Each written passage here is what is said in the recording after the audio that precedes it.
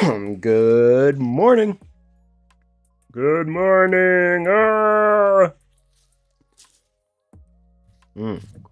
Delicious.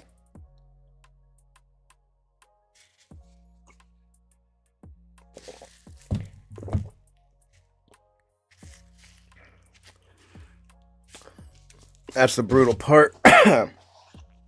Drinking out of a cup with the mustache. Gotta have your napkin. Otherwise, that mustache is gonna soak up all that good morning sludge. I had sludge this morning. I decided to make sludge, so that's what we're having today. Gotta keep your mustache clean, because that shit will... the first drink I took this morning, it just poured everywhere.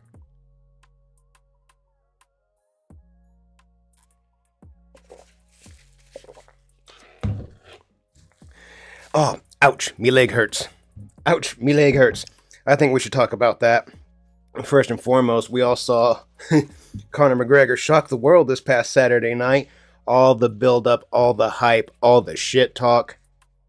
All that for, ouch, me leg hurts. Me leg. Ouch, me leg hurts. I don't know why he threw that, like, spinning backflip flying kick to open up the fight. That seemed like a bad move. I don't know. Plus, he looked fat. Conor looked fat. Max looked good, but Conor looked fat. I mean, he looked big, but he looked kind of heavy. I think 55 was a lot more comfortable. But regardless, shocked the world. That's for sure. It definitely shocked the world. Miss Kiss, I'm glad I saw your name here, because you sent in a dono Saturday night and I missed it. I apologize for that. Thank you for that. I wanted to make sure I said thank you. A Black Ops emblem editor. Ooh. My emblem editor. Ooh. I think we all had some good ones. They let you get real creative. Turns out you can make some pretty fucked up pictures if you spend a couple minutes with it. That was, yeah, that emblem editor. Ooh, man, I had some fun with that. You can make some really mean shit.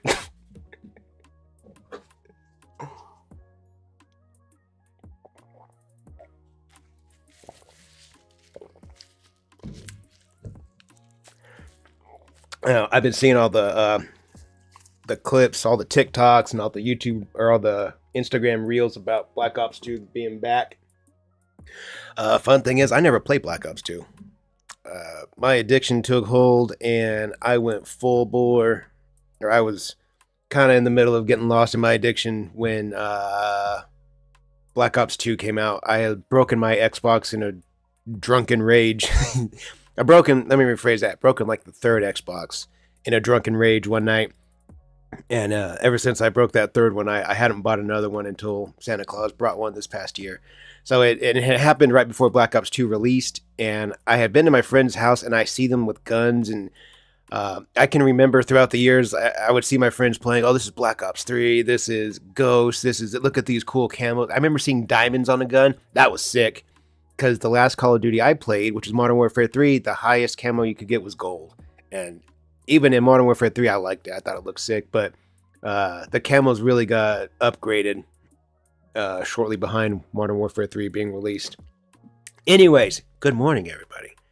How we all doing? We're all here. We are all here today, and this morning I found a video. Slop Roach uploaded a video the other day. I meant to put it into our stream, I believe Friday night, Saturday night, one of the two. And every time I try to open up the playlist, that video wouldn't populate. I went to Slop Roach's channel, and his video had gotten taken down.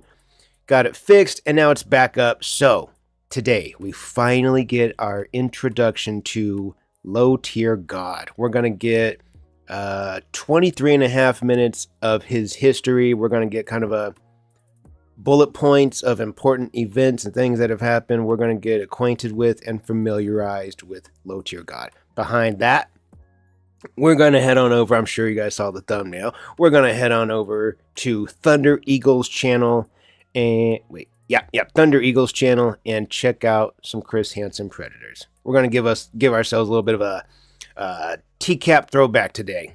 So that's what we have on the docket. That's what is on our agenda.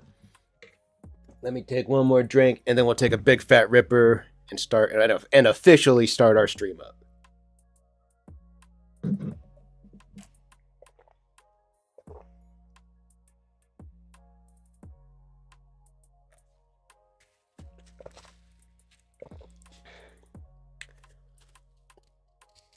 Gotta be sure to have your mustache wiper. Oh, question.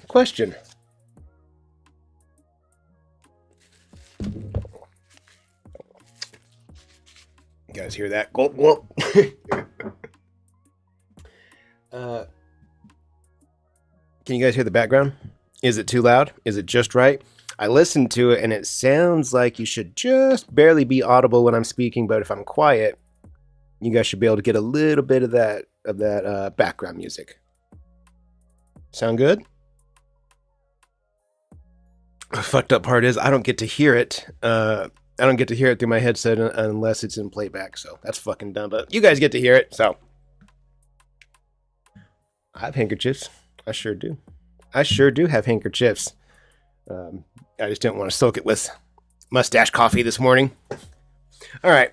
Let's open up with the Ripper. I need one. I'm sure you guys need one. It's Monday morning. So let's do it.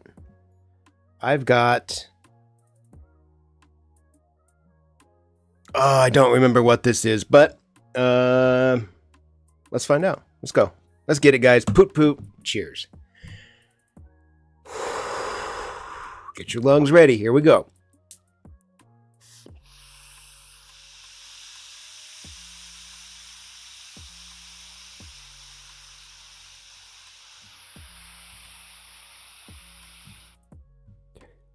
I say we should hold that. Don't exhale. Don't exhale. Hold it. Hold it. Exercise some self-control and hold it. Now rip another one.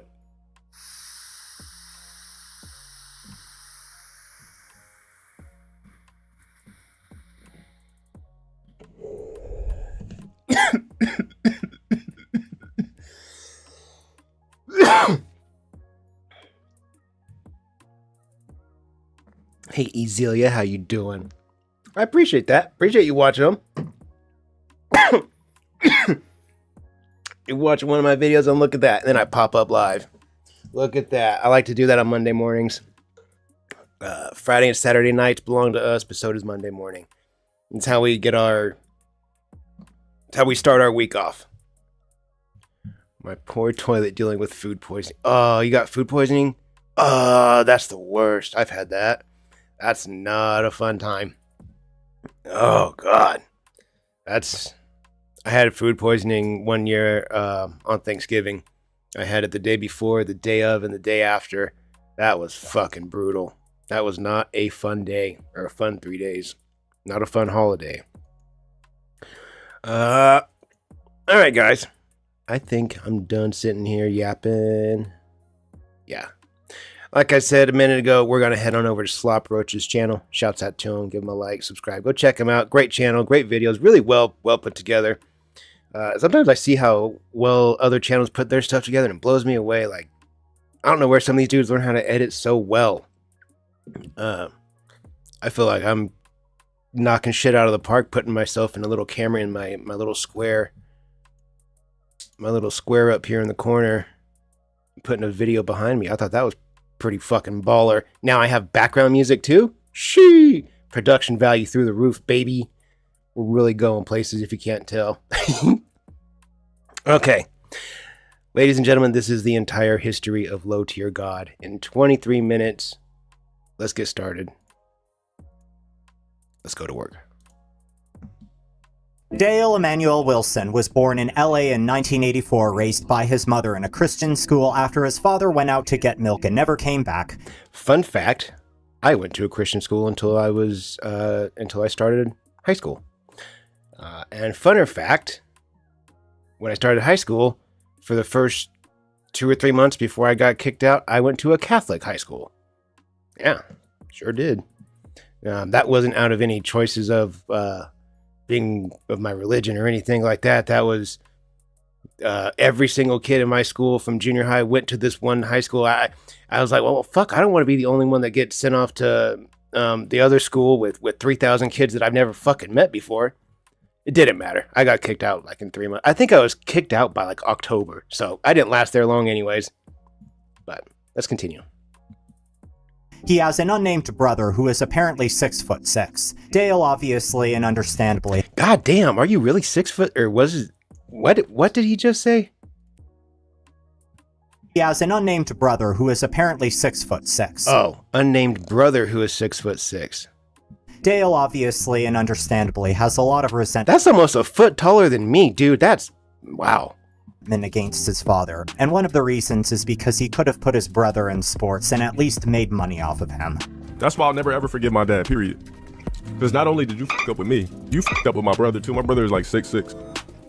I mean, damn, you could have coached one of us into making you some paper. Not much else is known about his early life, other than sometime while growing up, he really got into fighting games, specifically the game Street Fighter. Early on, though, Dale's questionable behavior would start to rear its ugly head. In 2005, Dale would receive a restraining order from a certain woman he was in a relationship with. While he never physically hurt her, he did send her several threatening voicemails saying he would kill her. This would be indicative of his future That's pretty fucking serious. Behavior as an internet creator. Dale, that'd be scary. Looking at this dude, he's clearly in really good shape. He looks very physically capable. He looks very strong. He's at the very least, he's dialed in on his physical fitness.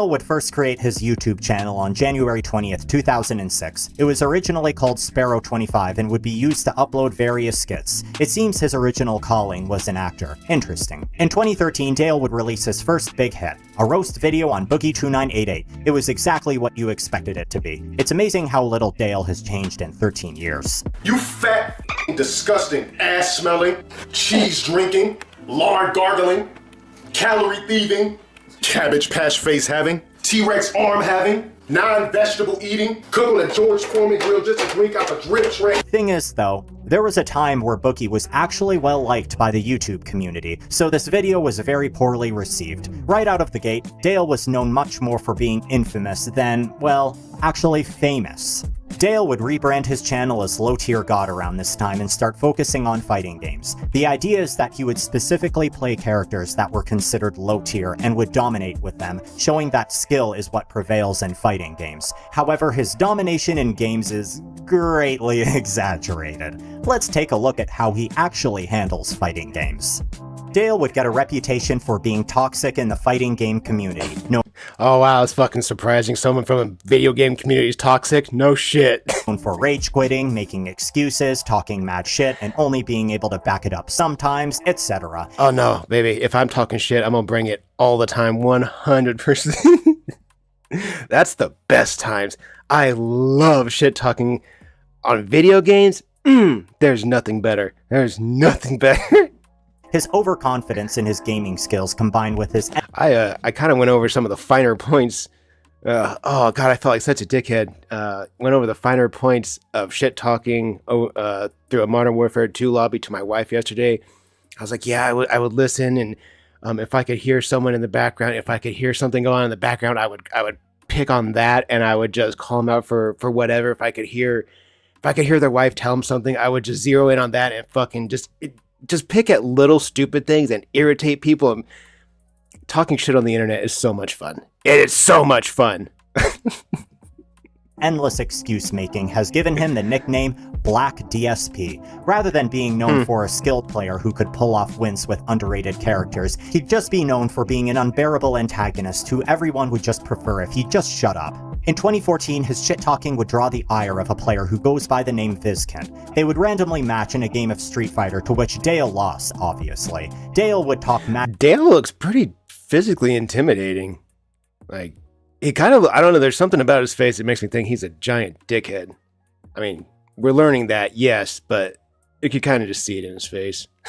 shit about Vizkin online afterwards. Thing is, he wasn't doing it for fun. He looks strong as shit, though. Dale really took this loss personally, and he was lashing out. We're going to see going forward that Dale takes himself way too seriously and treats every single slight as a personal attack against his honor. A few days later, Wednesday Night Fights would set up a match between... That is fair. Wes's fitness is fucking crazy.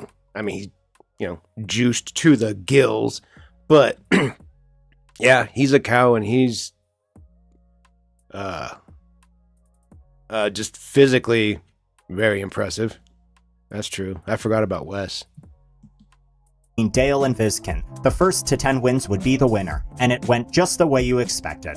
Do you guys ever see the guys that on Instagram, the guys that want to be like Wes Watson? Like, there's Wes Watson clones out there. There's this one kid. Oh fuck, what's his name? I think Bubba might have covered it. Maybe, don't quote me.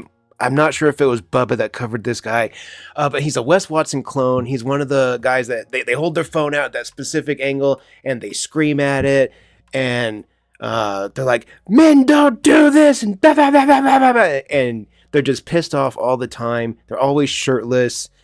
But the guy's like, he's like 20 years old. He's like a kid.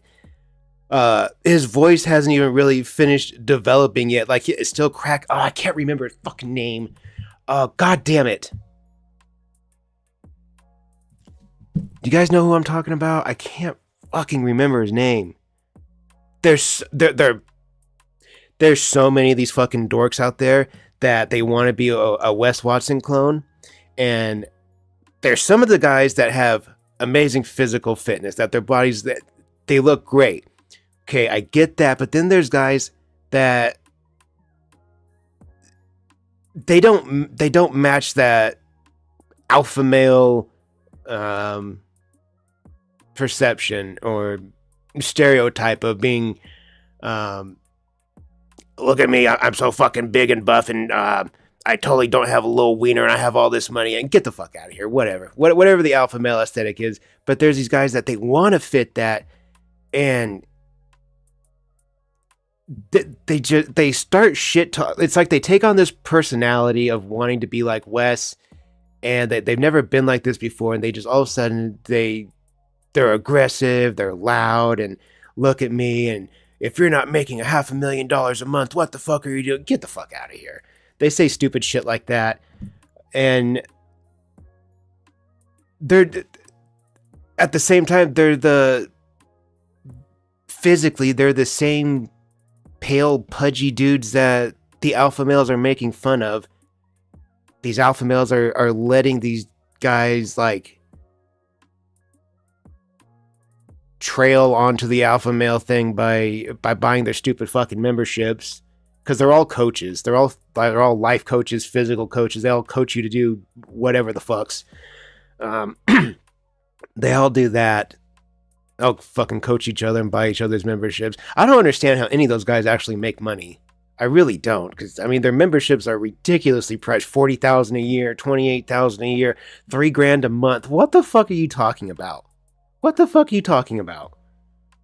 I don't know. That whole sphere is, it's interesting. We should do more of that. Kind of rambling here. We should do more of that. One of these Mondays, we're gonna spend a day just dipping into the alpha males and see what they got going on. Because I really like Bubba's channel. There's a handful of channels. Saintsaholic does really good ones. He covers a lot of King Azule and Wes, and there's like a whole crew of guys over there. They're all just roided out, jerking each other's dicks, trying to make $500,000 a day, whatever the fuck they're doing. Anyways, we'll take a look into that one of these days. Maybe next Monday we'll do that. Good afternoon, my friend. Welcome to the show.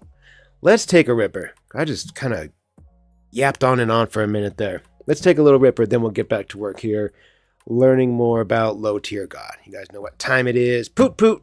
Cheers.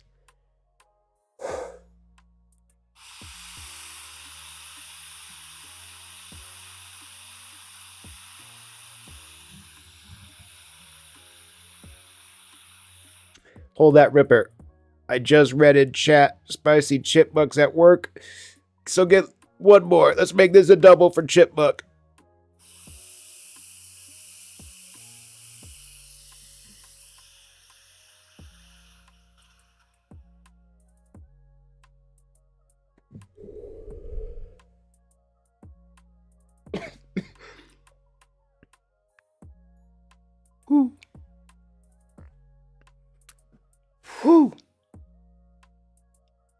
You guys like that background music? When I'm quiet, I try to make it just loud enough that it should maybe be audible when I'm speaking, but you really should only be hearing it when I'm quiet. Production value, baby. That's production value right there. All right, back to work. That's it. That's it. He is popping off. He is popping off right now. He is popping off. The shirt's tucked in. Handshake. The shirt's tucked nothing. Why would we shake hands? We do not shake hands in grudge matches. Wow. Oh man, to lose at a video game in front of all those people, I'd be fucking pissed too. Has done it. This was basically the equivalent to the Syndicate match with Wings of Redemption, cementing Dale's reputation as the Black DSP and making him a hated figure in the FSG. And of course, Dale would respond a few months later defending his actions and making excuses for why he lost. If you watch the set closely, there was actually a point in time that I was up in the set. So saying that I got bodied baffles me and it's fucking hilarious. Now let's slide over to the Vagina Scott grudge match. I want you guys to closely watch that match. And I want you to look how nervous this guy, Vagina Scott, was when he played the damn match. Until his boyfriends decided to come from the sidelines and coach him. Also in 2014, Dale would have his daughter. No, really, he managed to create life with a woman he met in 2013 for their shared interest in Borderlands. When he found out she was pregnant, though, his demeanor changed and immediately started becoming far more distant, both figuratively and literally. He basically did what his father did and went for milk and never came back. Court records show that he knew he had a daughter, however, he spent almost 10 years denying this. We'll get to that later, but for now, I want to show Dale. That's a weenie-ass move. Dale's attitude when it comes to having a daughter. Can't ditch your responsibilities. If you made her, take care of her. It's your job. Imagine. That is the consequences of your act. Not the consequences, but well, yeah, consequences of your actions. Sometimes this happens. When we're irresponsible, you end up with a lifetime of responsibility. That's what happens. Like you have a daughter and her only purpose is to just suck and fuck some other nigga and create his kids and destroy What the fuck? your legacy. That's how I don't see how men could have daughters and be like, yeah, I love my baby girl. Like, you know what your baby girl gonna do one day, right? That's a fucking crazy thing to say when you have a daughter. I'm not about to say none of that. We just gonna have a cool relationship. I know you gonna grow up, get suck dicks, get back shotted, ride cocks, stroke dickheads. Like, there's no reason for me to get all extra close and bring you in and all. Like, you still gonna do what you do. His daughter is like 6 years old in this clip, by the way. Jesus Christ. Jesus Christ. That's a lot. That's a lot to take in. What does it say about his character when he says shit like this? Also in 2014, man, this was an active year for him, he would meet Elena at a movie theater. Elena was Dale's girlfriend until 2018. I want to be careful when talking about this because it's extremely questionable behavior. See, Elena's birthday is on November 23rd, 1996. This means she was likely 17 when they first met. Dale, on the other hand, is born in 1984, meaning he was 29. We know they met in 2014 because they could be heard talking about their 4-year anniversary on August 3rd, 2018. What the hell is your problem? Holy shit, that's... Jesus Christ, Dale. You gotta be kidding me. Ain't nobody prioritizing. You're 5 years older than me? Wait. He's born in 84. Yeah, 5 years older than me? I'm 37. You're 42? Damn. Shit, it's a goddamn couple of days at Eva. Friday is our 4th-year anniversary. To be extra charitable, I will... Wait, what did that say? What did that say?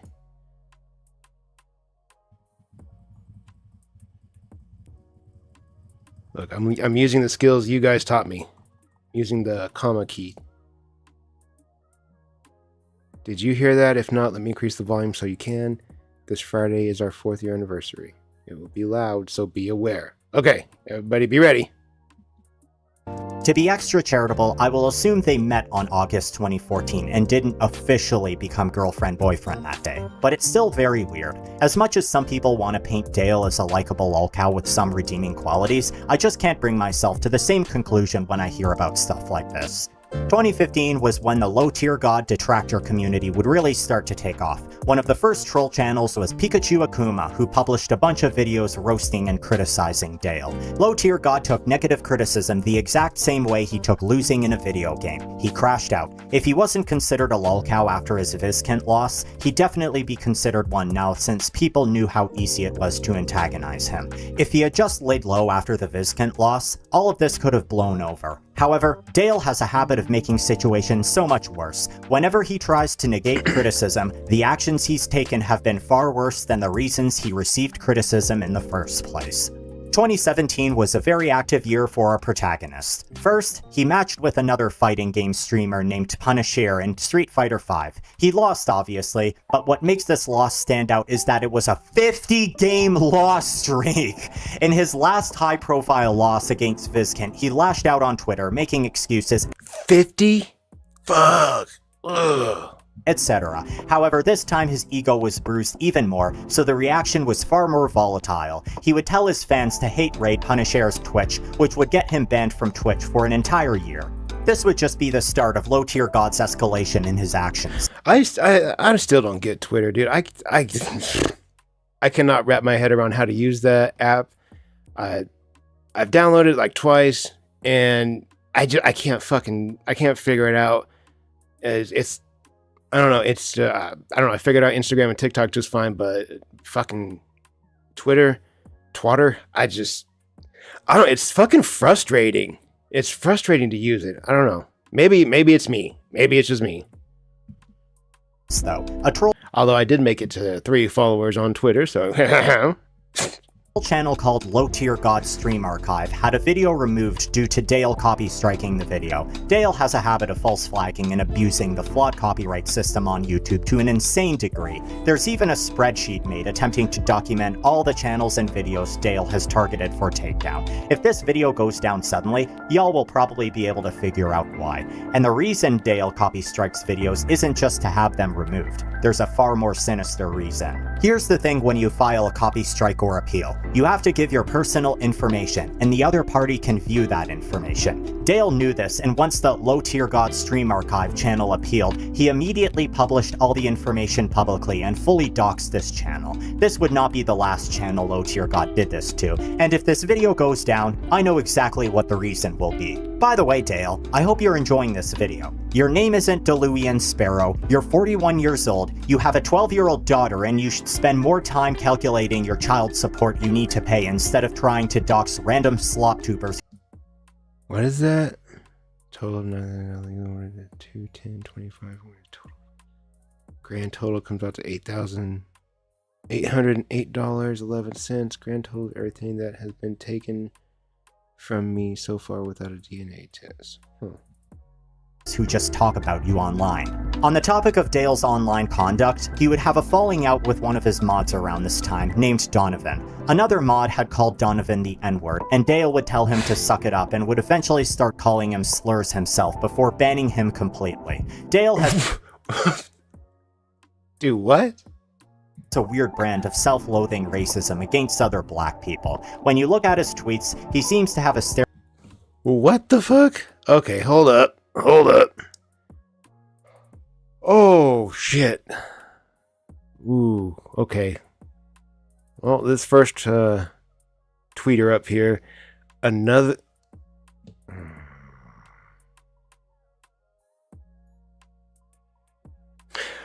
Another monkey following me, but talking shit that I'm assuming that's rape. Looks like rape in a set. What does another monkey follow me, but talking shit that I'd rape in a set? I'd expect this from Jesus Christ. N-word self-hate, typical remarks from a lost ass, typical self-entitled black, I'm me, and represent only me, not all blacks, self-hate my ass. Oh boy. I think those issues go a little deeper than I'm capable of figuring out. stereotypical racist Southerners attitude on black people. He claims he's only against the New Age blacks, but I'm not buying that excuse when you've literally defended the KKK. I don't even think the KKK dislike blacks. I just think I don't even think it's not even on that type of time anymore. Dale says slurs on his streams like crazy. His favorite one seems to be the one that starts with C and rhymes with spoon. His racism is so advanced that he's even created his— It took me a second. I was like, what? What starts with C and rhymes with spoon? Stupid. own slur, Balrog, or just Rog for short. You're 5'3", she's 5'3", you some Balrog looking bitch, you're ugly. Now your kids are gonna come out looking like monsters. Now their life's f***ed up, now they're single in their 30s, 40s, 50s. Because it's your fault. So Balrog is a character from Street Fighter, but I always think of the Balrog from Lord of the Rings and immediately start laughing. Are we going to be calling white people White Walkers as an insult soon? Anyways, later that year, Dale matched with a handicapped player named Broly Legs. Broly Legs has arthrogryposis and can't properly move his arms, but he White Walkers, the ones who live in the moon. Jeez. plays with controllers using his face and mouth. Pretty impressive on it. That really is. That's very impressive. Well, he ended up beating Dale. Only thing I can do with my mouth is talk shit. Dale would rage, calling him Krang and rage quitting. Broly Legs could have just scolded him for being ableist and salty, however he decided to have a little fun and return the trash talk on Twitter. Dale responded in the exact way you would expect him to. I don't give a what match he posted. Motherfucker's a fucking worthless human being. Worthless piece of specimen. He can put whatever the f he wants. No one gives a fuck about no goddamn Broly Legs. Stop even saying legs. Just why even call him Broly? Got here. What a swell guy, eh? Broly Legs' response was far more nonchalant, and he absolutely dismantled Dale. He makes a response like a week later, and I already forgot about him like the first 10 minutes. The man's not even on my mind at all. Like I have no response to him at all. Just looking at his video and just like, okay, you know, yeah, I showed people that you rage quit. It's nothing new, right? You can't beat me in any game. That's right. It's fine. And I understand that you respect me in the game level, and I get it. And do I have respect for you in the game level? No, I think you're a scrub. And then, you know, you have never done anything to ever, you know, gain any kind of audience or whatever. You're just a scrub with a big mouth, but it's fine, right? This really made Low-Tier God a hated person on the internet. Not only was he known for being a scrub who couldn't back up his words with any skills, but he was extremely salty and toxic and would take drastic measures to anyone who would slight him. Dale would do a half apology years later, but he would also try to justify his behavior again and again. Tragically, Broly Legs would pass away in 2024. Interestingly, Dale would mourn his death and offer condolences in a rare moment of human decency. I'm not sure what happened with Broly, but I was pretty sad when I heard the news. Because, you know, contrary to what people actually believe, I really thought Broly Legs was talented. Even before like the whole 2014 roast of bullshit between us, I thought he was a talented guy. I thought anybody that made a way to play games at his level, to play Street Fighter 4 at his level, was astronomical. It was crazy. It was a once in a lifetime thing. In 2018, Dale would break up with Elena. He would go into a depressive period, but would remain friends with her for several years. Elena would spend these years defending Dale, insisting he's not a predator and that she wasn't taken advantage of. However, years later, she— If you have to spend years telling people that someone's not a predator, that tends to not be the narrative that I'm going to receive. I don't know. would post this on Instagram. I don't know what high school girl under 18 needs to hear this, but that grown man doesn't think you're mature for your age. Women his age just see the bum in him and he's a predator. Not wrong. Not wrong. 2019 was a year where things took a turn for the worse. Of course, it was already terrible. It's so terrible that YouTuber June the King made an official documentary on Low-Tier God. The documentary focuses on the major events of his life online and concludes with June ending on a positive note, talking about how he has the potential to be a genuine great influencer outside his infamy. Dale obviously took all of this terribly, but this time he was going hard on playing the victim, saying that June was releasing personal information even though everything June talked about was public knowledge. He started by leaving an angry comment on his video, being a whiny bitch as usual. June initially ignored this, but then Dale copy-striked the video, taking it down temporarily. Hilarious. Fucking weenie ass move. Dale put his name in the request as, "This video is defamation of character," so it would show up as this. Dale Emmanuel Wilson has gone by many different names over the years, such as Deluian Sparrow. However, this is What the fuck is Deluian Sparrow? What is that? an interesting name he took on. After this video was defamation of character flagged June's video, June fell for his trap and appealed the copy strike. The good news is that the appeal was granted and the video went back up. The bad news? Dale would end up doxing June, releasing personal information on him. He also threatened to sue him several times, as well as inciting harassment against him. The next 2 years would be dreadful for June, as he'd have to deal with deranged cyberstalking from this maniac. He tried reporting to YouTube for privacy violations, but they didn't do anything. From here, Dale would actually go on a doxing streak. The next year in 2020, Dale did the same thing to notable trolls Trevor Belmont and Slayer. Trevor Belmont had done a video on Dale debunking his lies about his age. Dale would strike him and wait for the appeal, then he'd search up Trevor's house on Google Maps and started insulting his living situation, as well as making racist remarks against him, of course. Nah, I stay in one of them ghetto-ass Mexican neighborhoods. With the small gates in the front with the fucking ghetto-ass rose gardens and shit. Some broke-ass nigga. Yeah, this is a ghetto-ass Mexican neighborhood. You should see this nigga's crib. Hold on, let me pull it up. Oh yeah, y'all niggas gonna see. He would also pull up pictures of him and obsessively stalk him while calling it detective work. In another clip, Dale had even suggested his audience to file anonymous tips to ICE to harass him. His grandma, his mom, all that shit was saved. The cops came with a sex trafficking anonymous tip. Or maybe a call to ICE. I'm feeling cold right now. I mean, I got my papers, I'm good. I mean, if that's the kind of games you want to play, my nigga, if you want to keep stalking me, I can get real creative. He would later dox Slayer, who is Trevor Belmont's real-life brother. They tried to report the stream to YouTube, but for whatever reason, YouTube rejected it. Also in 2020, Low Tier God matched with a transgender Street Fighter player named Cyraxx. Now obviously Dale lost, and obviously he started bitching and moaning. However, this time he would call her the F-slur and started making transphobic remarks. That's exactly why I got this dude blacklisted. He ain't trans, he didn't get his dick slit, he ain't got the balls for that. If you're a real transsexual, cross-dresser, whatever the you want to call it, get your dick slit. How you gonna go 50%? If you really about that life, get your dick split like a fucking hot dog, let them tuck it in, make a pussy and a clitoris out of your dick. This would be the last straw with the wider FGC community, as Well, that was fucking detailed. he would be banned from attending EVO and Capcom tournaments. Personally, I think he should have been banned after all of his doxing shenanigans, but better late than never, I guess.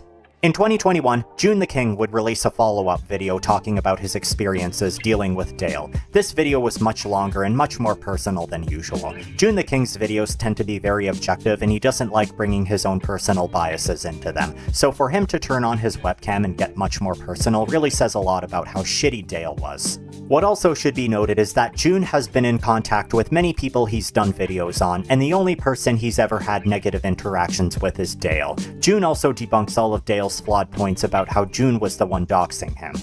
Like, most associate myself. I'm pretty sure everybody here knows what my real name is. But I'm pretty sure everybody here knows what my real name is. Everyone already knows. What's a big deal, dude? Like that, everyone knows. How am I putting out your information if everybody knows? Late 2022 is when his channel finally got terminated. Not for cyberstalking, harassment, or doxing, but for watching violent clips on WorldStar Hip Hop. Dale would then spend the year banevading on other accounts such as Deluian Sparrow versus Why'd you fucking...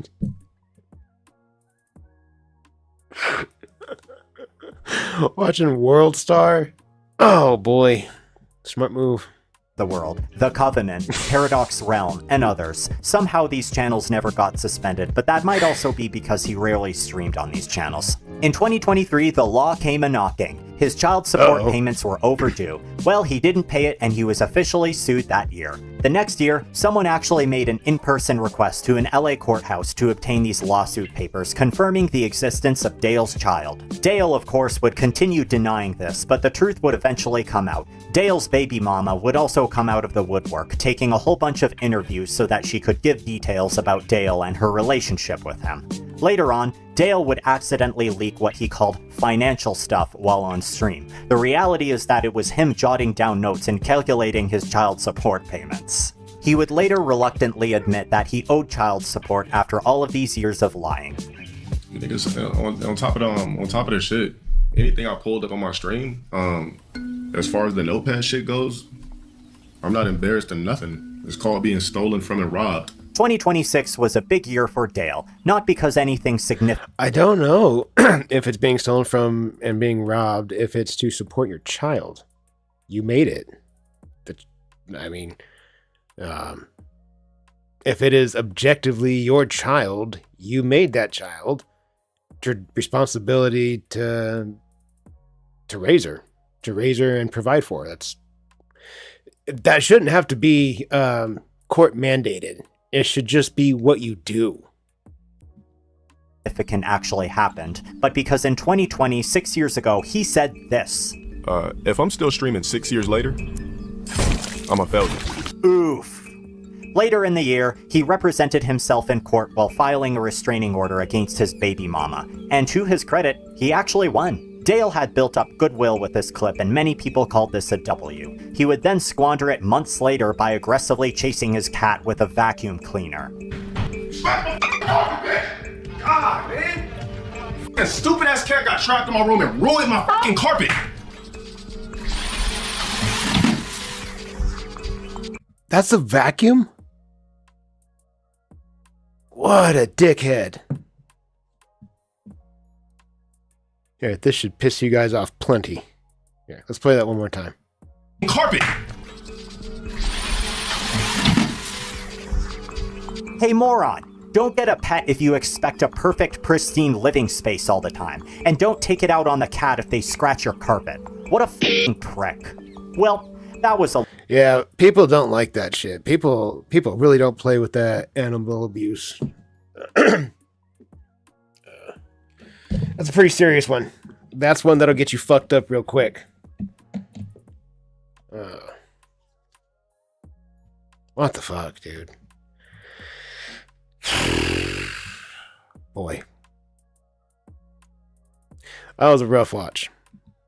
A longer one. I want to give a shout out to the Dale dossier. It's an incredible 300+ page document detailing over all of Dale's controversies and was absolutely essential in my research on this topic. Thank you guys for Sick. Link in the description of Slop Roach's video. Go check that out if you want to go see that dossier yourself. Now, for the beef of the stream, what we're what we're all here to actually see. Let me pull it up.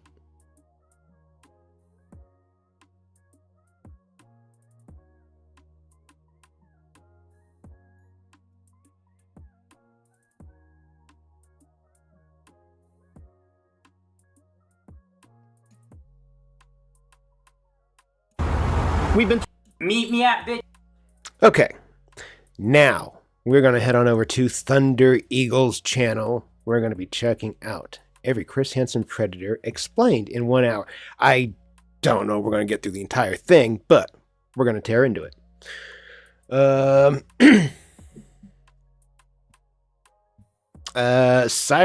Cyraxx videos will be out this week. Yeah, there'll be Cyraxx videos out tomorrow for members, and the next day, and then the next day, and then etc., etc. No Cyraxx today, I regret to inform you. But we did get through that last video, and that means we've earned ourselves a Ripper. We've earned our little bit of a break here. We don't take them for granted. We earn our Rippers. You guys know what time it is. Let's take them out. Let's get to work. Poop, poop. Cheers.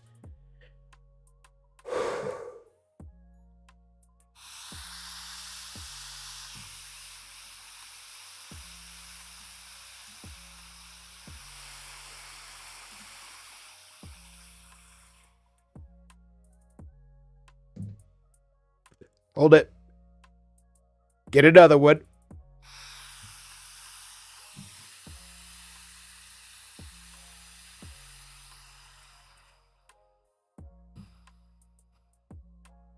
Don't be a pussy. Hold it. Hold it. Get one more.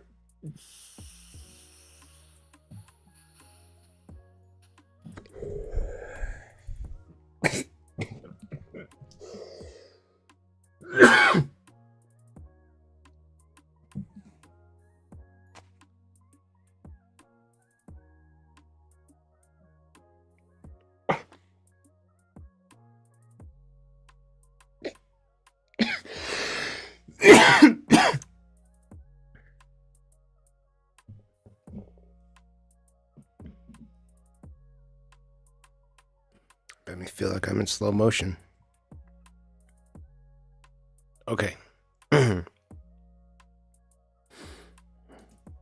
right, guys. All right, we're set. Now we're going to go ahead and get to work. Here we go.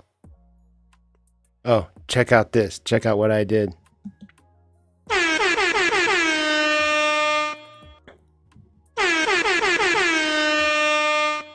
Oh yeah, that does sound fucking awesome. Yeah. Okay, now we can go to work.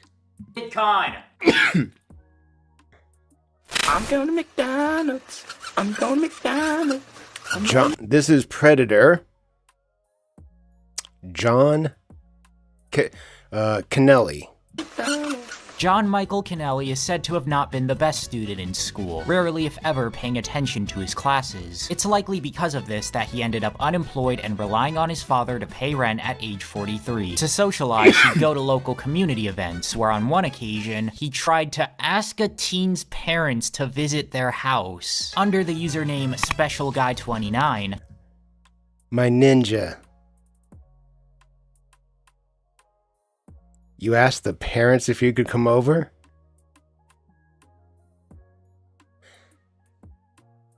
Wow. Wow. That's a whole new level of bold. he'd strike up an online chat with what he thought Mind if I come over see your kid? What the fuck? was a 14-year-old boy. Kennelly, claiming to be a 29-year-old teacher, did not hold back with his obscene messages. And just 1 hour after meeting for the first time, they arranged to get together. To further confirm his intentions, Perverted Justice asked him to come over wearing nothing but underwear. But John did not wear underwear, so when he pulled up to the Sting House in Washington, he ended up getting into his birthday suit, only to be met with...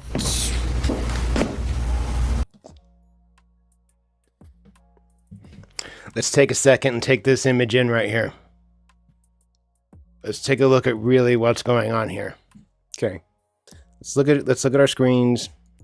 Those of us that have the ability to right now. If you're at work, I understand. If you guys are just listening, that's all right. But on screen, we have kitchen. That's our backdrop. Got a kitchen, microwave, stove, a bar, refrigerator on the left side, and entryway into what I assume is a hallway on the left side right next to the fridge. Right outside of that entryway, we have Chris Hansen stepping into the kitchen. Arms crossed,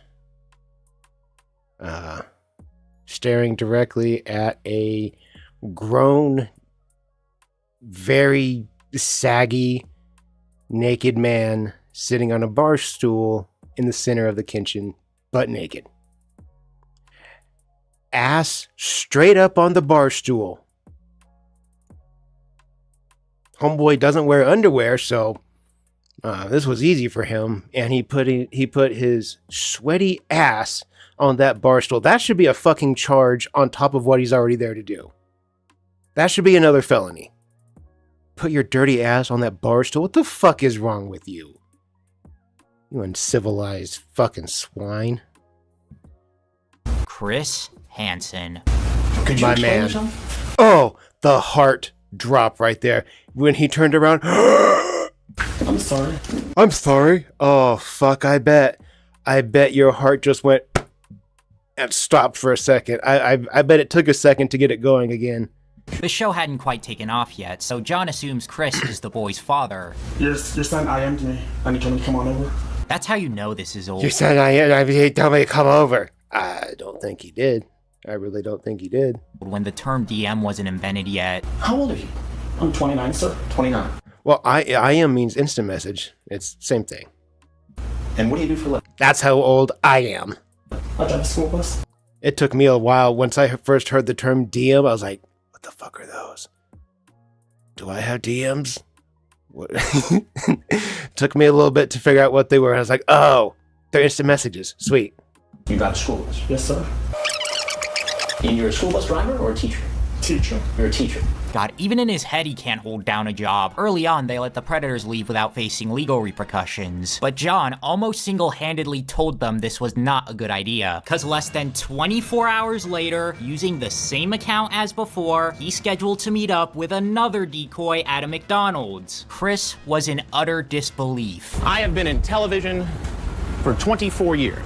I just came to get something to eat. Bro, what are you doing with those eyebrows? What the fuck are those eyebrows up to? No good. They're up to no... I could tell. I could see them. I could tell they're up to no good. I have very... If your eyebrows are sitting that far up your forehead, you've clearly got bad intentions. seldom... Look at them shits, dude. They're trying to run away from his eyes. Fucking boo! Where are they going? been at a loss for words. Sir, I just came to get something to eat. Bro, you look like you're made out of Play-Doh. Even know what to ask you first. I just came to get something to eat. John. I just came to get something to eat. We've been through this before. What are you doing? I've got the chat log again. Bro, twice you get caught by America's favorite catcher, Chris Hansen. Holy shit. Imagine being the guy that gets caught not once, but twice. Fuck. A nervous John Kennelly tries to obtain forgiveness by saying he will be meeting with his psychiatrist soon. Don't you think you need some help? I'm seeing a psychiatrist. And do you see why I was skeptical last night when you said... Can you get those? No, I can't. No, you can fuck off, fat boy. I can't do that. That's their job, is to record video and audio. Now you put yourself in this position. Yup.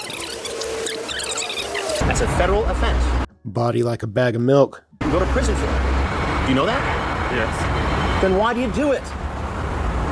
That I need help, and that's what I'm seeing a psychiatrist for. Because I need help. That's what I'm saying. It's like, fuck out of here. You're gonna find help here at McDonald's? No. You're gonna find help from a 13-year-old boy? No. It's a very good question, Chris. I got 2 appointments with my psychiatrist tomorrow. What's the psychiatrist doing? What the fuck does that have to do with anything? I don't give a shit. I don't care. I don't care. Schedules 2 appointments in one day with the same doctor. You consider yourself a predator? I do. I consider him a predator. Yeah, 100%. I don't know. I don't know? What do you consider a predator then? After exiting the scene If you're not sure, you're a predator. with his shoes untied. Hold up. Hold up. What the fuck?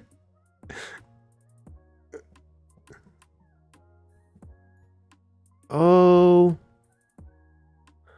Wow.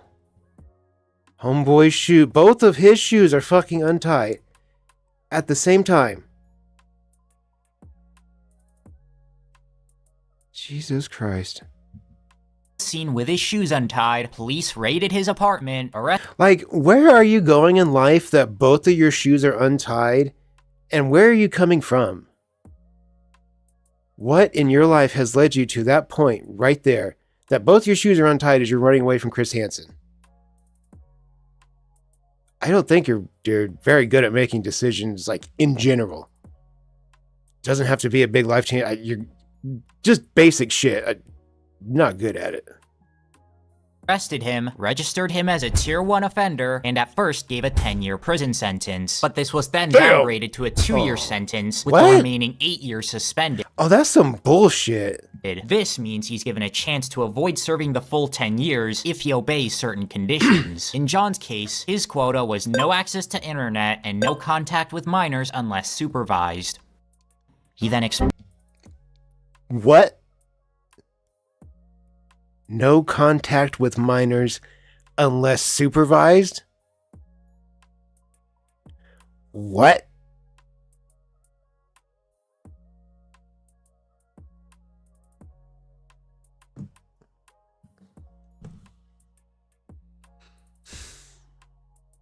It's like telling me I can't be around cocaine unless it's supervised.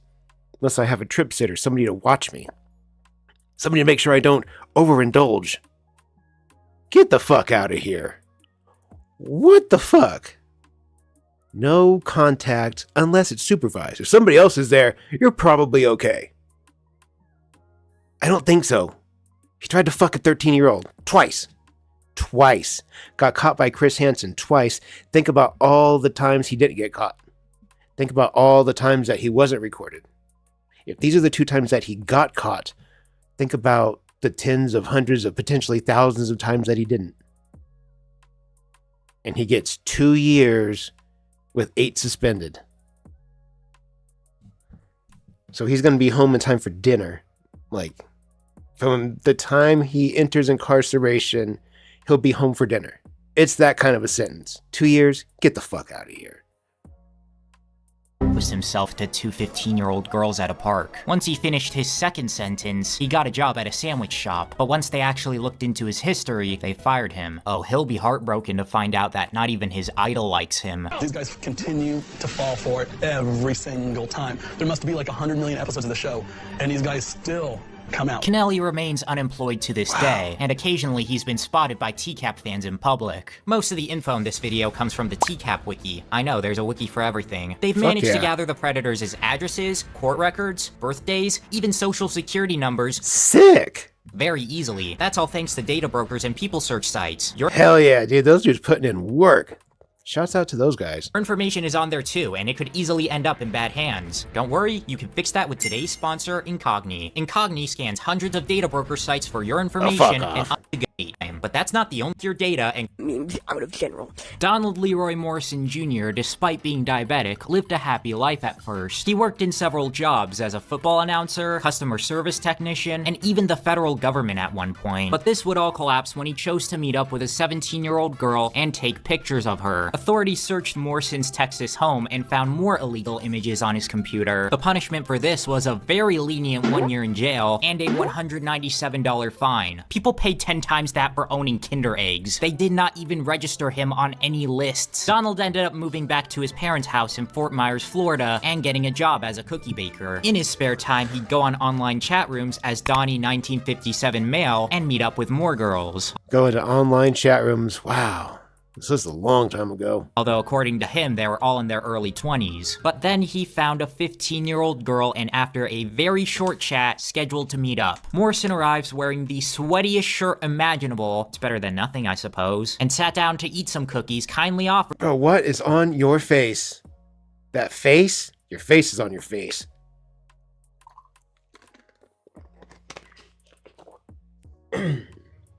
Online chat rooms, that is the world that I grew up in. The amount of shit talk that could go down in those places, it was like pre-Call of Duty lobbies. It's like, that's what we did. We went to chat rooms. Same basic experience. Either tons of shit talk and the N-word and the F-word, or it was a bunch of horny old men trying to send you dirty pictures of their dick. So, I mean, we survived some shit. Growing up in the era that I grew up in, we survived some shit. Anyways.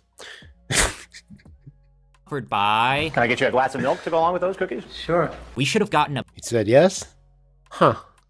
Yeah, I can see how that question might throw you off if you're just sitting there.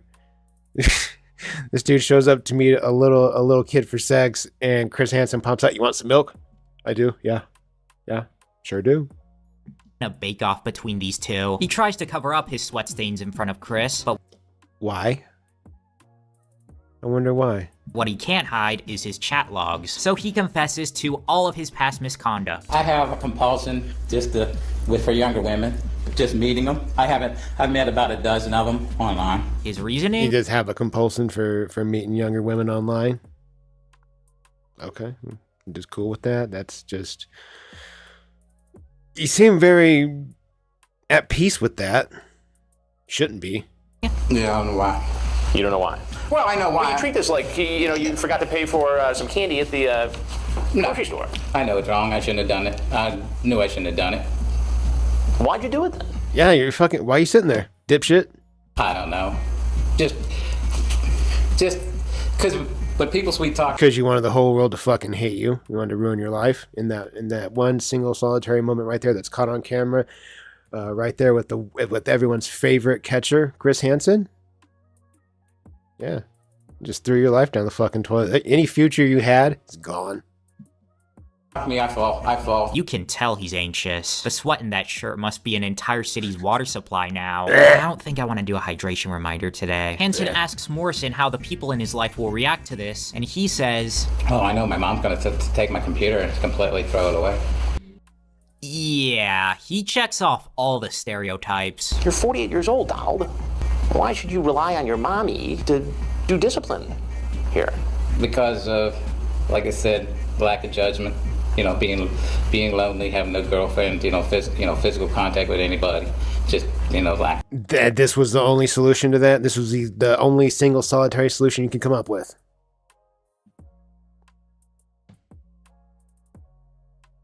It's the best you could figure out. Rape a little kid.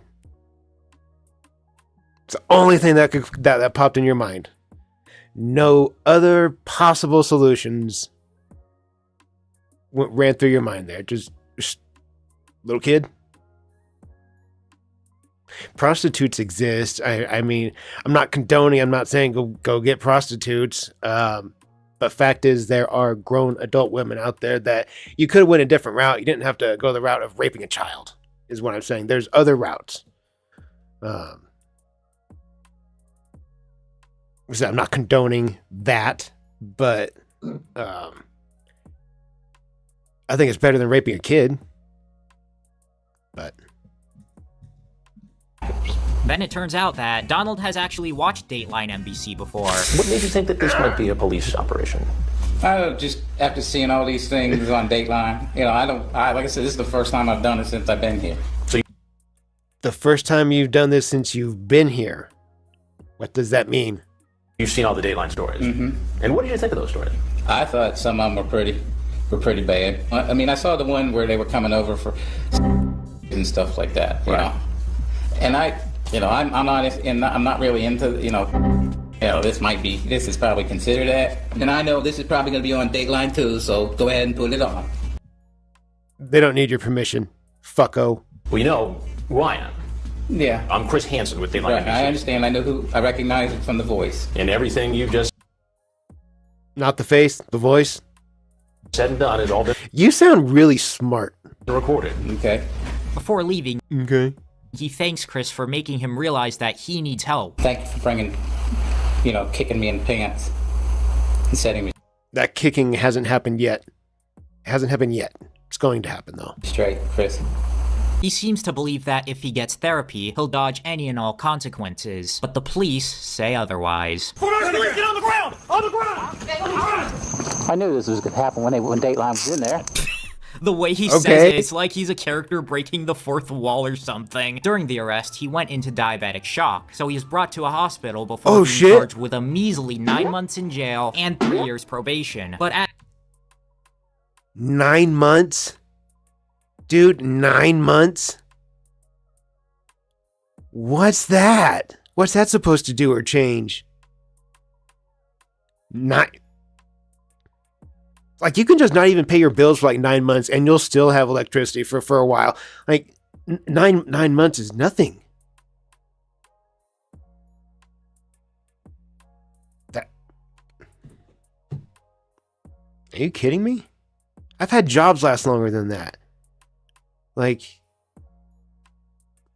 single solitary jobs at one location that have lasted longer than that. 9 months and 3 years probation. So that's nothing. In other words, that's nothing. That's not a punishment. That's nothing. People use the term slap on the wrist, though. That's not this. This doesn't equal slap on the wrist. This is nothing. This isn't a punishment. I don't know what to call it, but it's not a fucking punishment. 9 months? At the very least, he was finally registered as an offender. After finishing his sentence, he went back to living with his mother. At a dialysis center, a TCAP fan in her 30s recognized him and got his contact info. The two had explicit conversations over the phone, and eventually they scheduled to meet up at Morrison's mother's house. But when the day came, nobody showed up. It was all a prank. In 2012, he got arrested again when he got caught looking at illegal pictures in a public library, a place that offenders like him aren't allowed to go to because children are present. His sentence for this is unknown, but we— Are you fucking kidding me? The library? What? Why? Why at the library? Like, it's public. There are other people around. We do know that by 2021, he was free, because he'd briefly appear in a local news report about a storm. Donald Morrison has lived in Mobile Manor since 2001. I've been through Charlie, Wilma, and Irma. Don't forget he's a convicted pedophile. Don't forget to label that. Label him that. Like, the news need to get the name and his title correct. Whatever his name, what's his name? Fuck, I can't remember his name. They should put his name down in the bottom corner and put convicted pedophile. Perfect. He says the damage this time isn't as bad as when Charlie hit. When it came through, it was like, it sounded like a tornado. I hope it destroys your house, you fat fuck. Was what it really sounded like. I mean, it was just really fast. This fuck you. Must have been quite the jump. It was really fast. No fucking shit. Scare. Then in October 2022, he died at age 65 from unknown causes. Supposedly there was a celebration of life event, so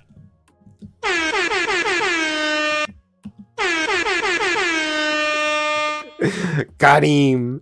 Oh, who knows what happened there. Cause I'm Slim Didius, I'm the real Diddy, all you other Slim Diddies are just the big pity. Cody Michael Green always made himself out to be a hood-born gangster of sorts. In actuality, he was raised in one of Georgia's wealthiest areas. But this luck wouldn't last, as at age 16, he got into a car accident that resulted in a brain injury. Supposedly in high school, he was an outcast, although 2 in a row, baby, 2 in a row. When girls tried to talk to him out of pity, he'd act creepy towards them. Cody's run-in with the law did not start with grooming, but with a DUI that placed him on probation. Not long after, he was caught fleeing the scene of a car crash. But what truly got him into hot water was his chat with a 13-year-old decoy named Maddie. He went by Perfect Buddy Georgia, and not only did he send the usual graphic messages, but also pictures of his ass. God, I pray for anybody on the production crew who had to look at these types of photos. Unlike the last two predators, Cody takes his time to get to know Maddie, and after talking for several Why pictures of his ass, dude? days, they schedule to meet up. The time comes, he pulls up to the house in an expensive Cadillac, brings in some groceries. Oh God, I remember seeing guys like this back in 2005. Oh my God, these fucking dorks. And hey. So, why don't you just step right over there, please? Don't worry, Marshall, age of consent barely matters, can explain. I really drove this far for no reason. You drove this far for no reason? Cody swears up and down that Did he just come right out and say, I drove this far for no reason? he had no bad intentions. I said, if this is really not what you're looking for, I really want you to tell me that. Because I will come over and I swear I will just be with you and I will not touch you, anything like that, is what I said. I will just be with you, but I will not touch you. Ew. I don't want you to be with me, fucking creep. I can prove that to you. I'll show it to you. You'll show me how. I'll prove it to you. I'll show it to you. Your choice of words is very unfortunate. Please, I swear, sir, I'm a desperate person. I need a girl in my life, and if she really wanted to be my friend, that would be all I needed from her. Chris.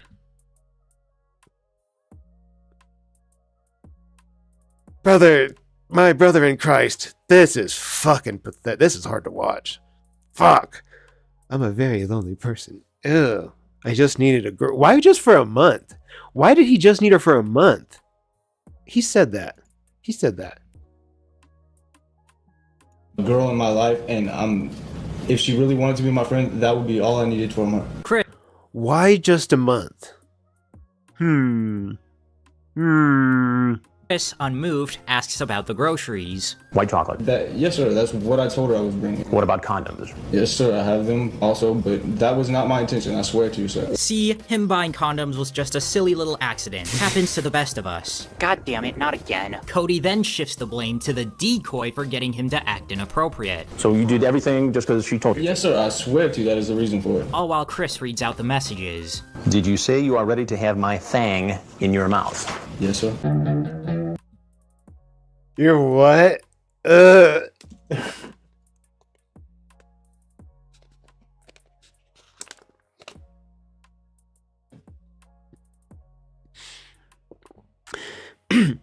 his fang.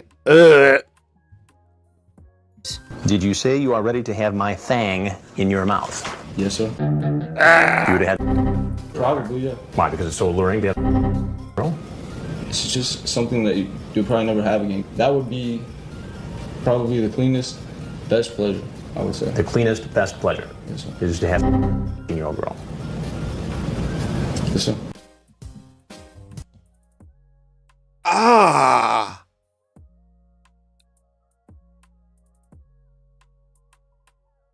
I don't like that. I feel assaulted, dude. What the?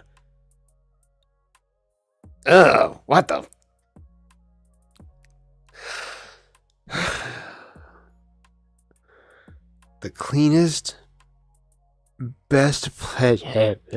Fuck, dude. Ew. Fucking ew. Once the police apprehend him, he flips off the camera, hides behind his cap, then flips another bird. I thought prisoners only wore striped outfits in cartoons. This is the goofiest thing I've ever seen in my life. Was placed on bail, but I know, when I was a kid, I saw every cartoon that you see on TV, the inmates are always in black and white striped suits, and the first time you get arrested as an adult, you're like, holy shit, where's all the striped suits at? Everybody's in like orange or blue or I think red if you're in trouble, but you don't really see striped suits. It's interesting. Thanks to his rich parents, kind of disappointing, to be honest. He paid it off quickly and got an attorney for the upcoming trial. The court found that despite his brain injury, he was competent enough to stand trial. But even with a lawyer at his side, Cody found himself with 3 years in prison, 12 years of probation, lifetime registration as an offender, as well as being forced to live with his parents and wear an ankle monitor at all times. After being released, he went and exposed himself to a girl at a pool, getting him 9 more months in jail. Wait, that's him? No fucking way. Hold up, I wasn't paying attention when Thunder read off the sentence. Hang on. Oh, 3 years. He was competent enough to stand trial. But even with a lawyer at his side, Cody found himself with 3 years in prison, 12 years of probation, lifetime registration as an offender, as well as being forced to live with his parents and wear an ankle monitor at all times. After being released... 3 years, that's... Again, that's not really a big deal. As far as like average prison terms go, that's nothing. I know my uncle would have called that a wino sentence. He said that's what you get when you're just a drunkard and you're in the way. He says that's a wino sentence. That's not a real prison term. 3 years, he said that's nothing. So that's a wino sentence, apparently. Again, that's not really punishment for the cleanest, purest, best, what do you call it? The cleanest, best pleasure you could experience. 3 years isn't nearly enough for that. Least, he went and exposed himself to a girl at a pool, getting him 9 more months in jail and 16 more years of probation. Now, Georgia considers him a dangerous offender, meaning he's... The first time is when... The first time is when they're dangerous. Every time is dangerous. He's very likely to repeat his actions. No reports of him doing so since have come out, thankfully. Although in 2024, he got arrested for battery and shoplifting. Now he looks like Wendigoon. Jesus Christ. Are you ready, kids? Aye, aye, Captain! I can't hear you! Aye, aye, Captain! Malik Kareem Washington was a New York University student who worked as a GameStop manager. Under the name Loverboy212X, he chatted with a 12-year-old decoy about things a 12-year-old should not be learning. Malik claimed to be... Bro, 12? Not even a teenager yet, dude. Come on. That's like, what, 6th grade? Let's see. So I turned 18, 17. Yeah. That's like 6th grade. Not even, when I was in school, 6th grade was still elementary. Then junior high was 7th and 8th grade. And then high school was the last 4. So, I mean, that's elementary school age children. 12 years old. 19, but in actuality, he was 27. What's the point of doing that? It's illegal either way. Instead of a house, they plan to meet up at a beach. But because Malik how do you think a 12-year-old's gonna get to the beach? Dipshit. Doesn't have a car, he instead takes a train and walks several miles to the area. You don't even have a car? You fucking bum. If anybody else doesn't have a car, it's fine. But this guy's a little bitch-ass bum. With him, he brought a zesty SpongeBob jacket and a laptop filled with corn. Once he arrives, he states his intentions in front of the decoy word for word, until a hero emerges from the shadows, causing Malik... Our boy, Chris Hansen. I love this sound effect. to do a complete 180. What's going on? I'm good. You're good? You're about to not be. You're about to not be good. What were you planning on doing this evening? Nothing much, just hang out. And how old are you? Me, I'm 17. What year were you born? 17? You look like you have a second mortgage. The fuck are you talking 17? 85, I think. 85, I think. 85? That's 4 different ages. Why did you think it was okay to visit a 12-year-old girl at your age? First of all, I like to travel, and then she wants to travel. You wanted to meet up with the little girl because you like to travel? What the fuck? Okay, you lost me on that one. I don't find the connection there. I like to travel, plus she wants to hang out, so I don't mind. What? You know, seeing them on the beach makes me wish they did more themed Sting locations. Like, imagine if they meet up at a medieval castle and Chris comes in as a knight. Or what about a haunted house? They have to get through a maze to meet the decoy, only to be jump-scared by Chris in a killer mask. That would have been awesome. Somehow Malik gets the idea that Chris is his friend and asks for... I like that Chris got creative here in some of these episodes and used a different backdrop of just a house. He decided, let's go to the beach. Like... Homeboy put some production value into work here, taking us to the beach because we saw a handful of different houses, different locations, but he took us to the beach to do a catch. I mean, if that's not putting in work, I don't know what is. For a ride. Chris Hansen really does just never fail to deliver. Always on top of it. Home. Can you give me a ride home? Took us to the fucking beach for a catch, and this guy just said, can you give me a ride home? Can you give me a ride home? Because I want to walk back. Give you a ride, I'm sorry. I had to walk back? Well, that's up to you. I'm not in a position to give you a ride, though. Hansen says no because somebody else is planning to pick him up. Get down! Get down! Get down! Get down! Oh, fuck yeah! He unfortunately managed Oh, those cops, they live for that shit. Those dudes were so pumped that day. To avoid jail time thanks to a... Some of those SWAT dudes, I feel like they live for that shit. Like, they can't wait to get a bomb threat. They're just like, fuck yeah! plea deal, but he was to be supervised and registered as an offender for the rest of his life. It's likely because of this conviction that he never ended up graduating from NYU. In 2023, Malik became a rapper under the name Leaky Washington, and he sang about how he's one of those ninjas whose dreams got shattered. That's your damn fault. That's because you're... What's his name? Leaky Washington? Okay, hold up. We need to do some research.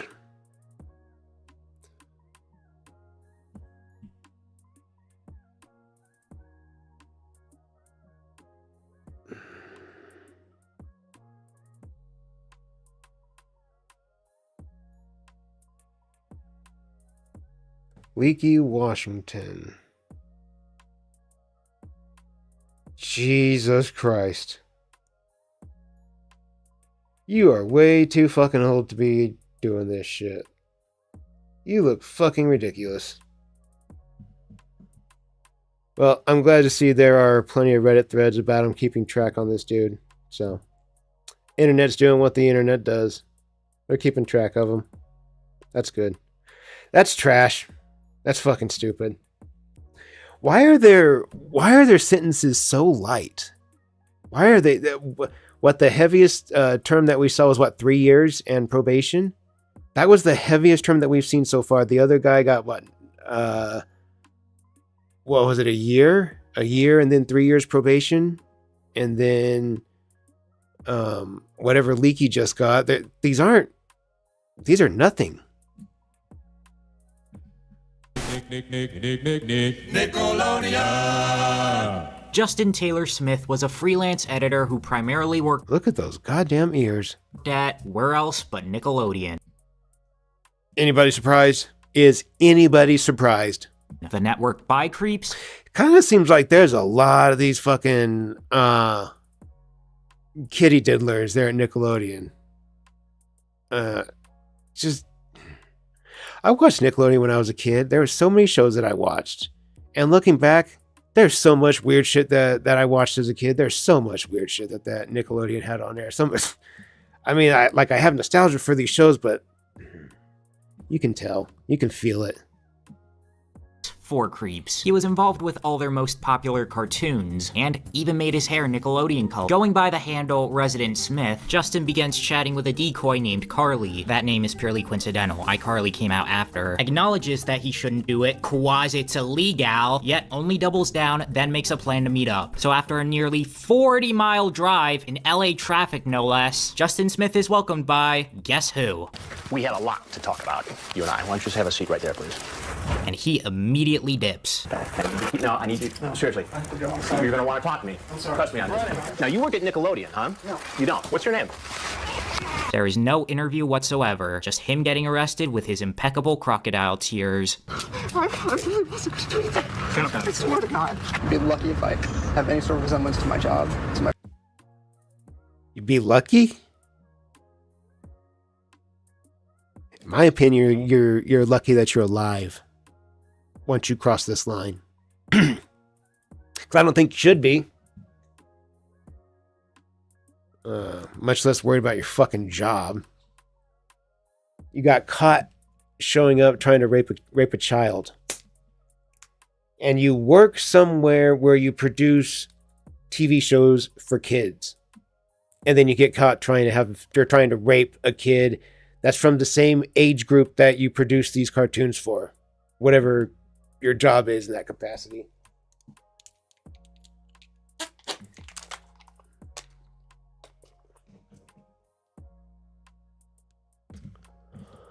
My friends, it's the way my family perceives me, to the girlfriend I had, the dog we have together. Nickelodeon Dude, the dog's gonna fucking hate you. tells Dateline that they fired him, but IMDb says he didn't leave the network until 2011. Knowing what we know about kids' TV, it wouldn't be surprising if they lied to avoid backlash. Justin would be charged with 2 felony counts and given 5 years probation, community service for 60 days, lifetime offender registration, and mandatory counseling. In 2020, he tried returning to editing by working on a show called Celebrity Call Center, a show where randomly chosen people get to talk with Z-list celebrities over the phone. Literally nobody watched it, and it only got 7 episodes. Since then, Justin... He got community service. And that's it. That's the extent of it. None of that other shit is whatever. He got nothing. Again, every single one of these predators, 3 years has been the maximum. That's the heaviest term. Still, so far, 3 years is the heaviest we've seen. And we've seen, what was that, 5 predators? Is that 4 or 5 predators? So I think that was our 5th, I think. But still, out of all those predators, 3 years has been the heaviest term handed down. And again, it's just not that long. It's really not. I wouldn't want to go do 3 years, but the reality is it's just not that long of a time frame. Especially not for trying to rape a child. 3 years is nothing. Cocaine gets you way longer than that. Like, cocaine can put you away for, I don't know, a decade? If you have enough. But trying to rape a kid gets you 3 years. As the heaviest term, so far this is the heavy end, is 3 years. Light end is probation and community service. You may have to go pick up some trash. So on one end of the spectrum, we have, you might have to go pick up some trash for a couple days. And at the other end of the spectrum, we have prison for 3 years. That spectrum is not very big. It's not very wide. That's just not a punishment. Justin Smith has not gotten any work. A straight white man. Michael Willis was a 49-year-old from Lakeland, Florida who... There is literally no other info about him prior to his TV appearance. Using the handle generic white male, that sure is a name alright, he posed as a 30-year-old and began conversing with a homeboy looks 52. Girl half that age. Just like the last guy, Michael recognizes that this is not okay, so he asks the decoy to keep the relation. You posed as 30 years old? Bitch, you are silver up top. a secret. They arrange a time for him to visit, and he heads out with sunscreen, beer, and condoms. Once he enters the house, he is greeted with the opportunity to try Chris's world-famous cookies. Come on in over here. Have a seat there. Hungry? How does it taste? Great. Wow. These are home baked? The way this is shot has made some people think that Michael has a glass eye, with a few even speculating that he lost his real eye by serving in Vietnam. He wouldn't have been old enough to do so until the very end, so there's no way this is true. I don't blame people for thinking this though, because he looks like an 80-year-old grandma. Is this some kind of setup or something? What do you mean? I'm just on my way to the beach. And how did you meet? You're just on your way to the beach. You're in a random. Well, okay. Try to picture this from that side. You walk into a stranger's home. You go in, walk right up into the kitchen. There's a grown man in there that tells you, have a seat, have a cookie. And you're asking, is this a setup? I'm on my way to the beach.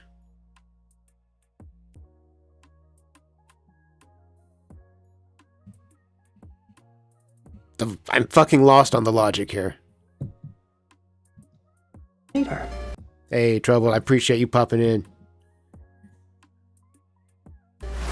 Like always. Well, of course, online. You act like I should know that. Well, yeah, I mean, it's a common thing now. Just to meet young girls online. I'll meet any women online. Then I remind generic white male that Jolanda told him she was 15. What? No way. What? No way.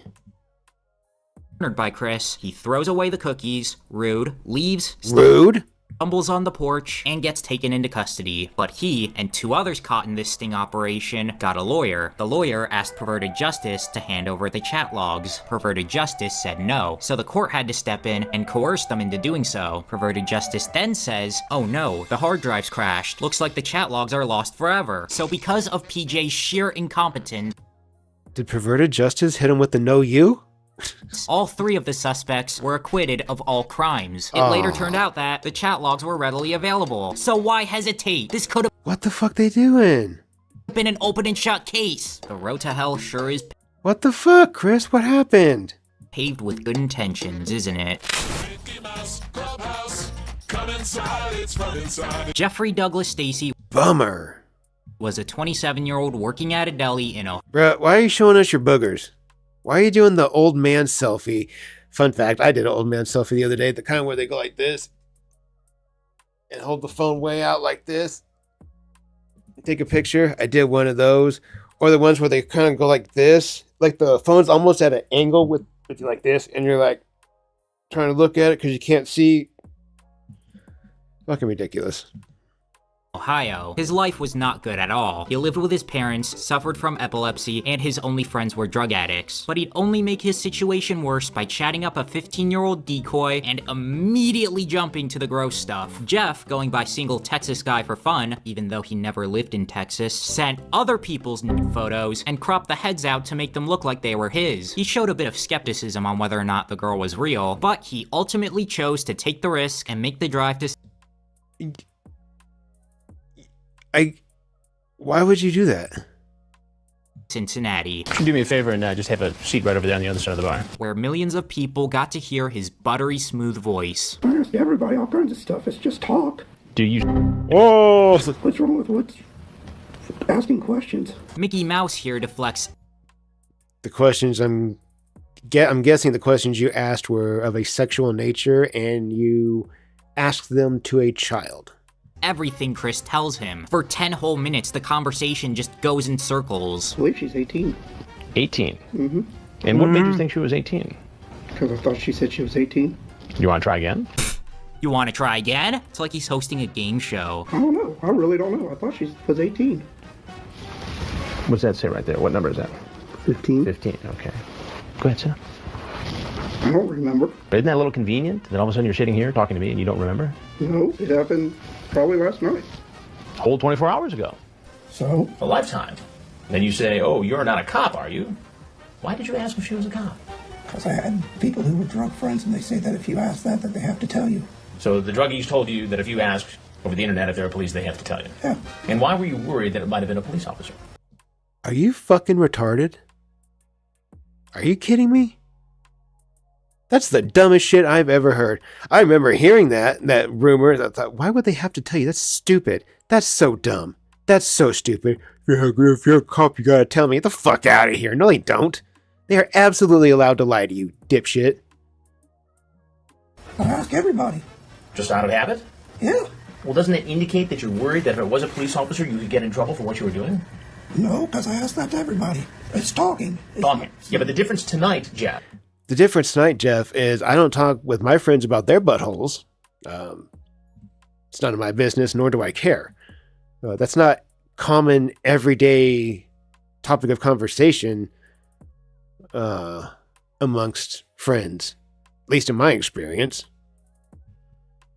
Is that you went from talking to showing up at this house where you thought a teenage girl was home alone. I didn't know. You didn't know what? That she was underage. Do you want to go through the exercise again where we talk about what age is right here in the chat? No, because I don't remember. You also sent this picture of yourself. Yes, I know. That's you. And then you sent these pictures too. Yeah. Who are they? What's all that? Just phony pictures. Just phony pictures. What were you going to do if you had showed up here and a girl was here and I was not? What would have happened? Probably a whole lot of... I'm not a cop. Are you guys cops? I'm not a cop. If you guys are cops, you guys have to tell me. I don't have to tell you guys shit. I don't have to do shit. Because I'm not a cop. Are you guys cops? If you are cops, you better fucking say so right now. It's the law. You guys aren't cops? Because I don't have to say if I'm a cop or not, because I'm not a cop. So I'm not bound by the law. If you guys are cops, you have to tell me if you're cops. It's the law. Duh. Watching you fuckers. That's me looking over at chat. Because for some reason, my camera makes it look like my chat is like way the fuck over on this side. And it looks like the video screen is way over here, but they're not. They're right next to each other. But there's something with my camera that makes it look like they look like they're really far away, but they're not. Anyways, I'm watching you fuckers. Nothing. A whole lot of nothing. Didn't bring alcohol. I didn't bring I'm not a cop, but I'm also not a cop either. drugs. I didn't do any of that. Yeah, but what you're saying now conflicts with what you said online. It's online, though. So you just made it all up. All play, all chat. The difference is, Jeff, you showed up. Eventually, boom. He does admit he was in the wrong and claims it was all just a misunderstanding. I mean, I'm sorry if all this happened. I'm sorry all this. It's really a misunderstanding. A misunderstanding. You know the drill by now. Chris lets him go, and the police detain him. Apparently, though, he can't even remember his age. 29? 25. Okay. You think? How old are you? I think I'm 25. Okay. Him and Malik must be competing. To gain sympathy and possibly dodge consequences, he makes threats of ending his own life. The officers do not budge. Jeff's sentence is 6 months in prison, 6 months probation, offender registration for 10 years, mandatory counseling, giving up his car, and paying the police's overtime costs for the investigation. Out of prison, Jeff managed to marry an adult woman, likely due to his Ohio Riz, and get a job as a karate instructor. But his wife, Leanne Cundiff, was very abusive, and would often make threats to accuse him of assault. Then his dojo I hope she fucked his life up. I hope she fucking ruined his life. How in the fuck do you get into teaching, what was it, karate, martial arts, taekwondo, whatever? How the fuck, A, do you get caught and somehow you're allowed to teach class? Because a lot of times martial arts classes have kids in them, or these schools, they have specific times where teachers will teach just kids, like a up to like 14 bracket, up to age 16 or something. We have it at our gym. We have like I think it's like a 12 and under for the little guys to wrestle. And then there's another like a teenage group for like 14 to 18. But then there's a handful of teenagers that if they're pretty experienced, they can roll with some adults. So, but point is, though, there's kids at lots of these gyms, at lots of these karate, taekwondo, MMA gyms. There's almost always is kids around or kids class. So how in the fuck is he able to get a job where there's going to be children like daily? How does that happen? How does this happen? And 6 months in prison? Honestly, I didn't know that they gave 6-month prison terms, because I thought you had to have like a full year to actually get sent off to a state prison. And I thought anything less was served like at a county jail. Or does that vary state by state?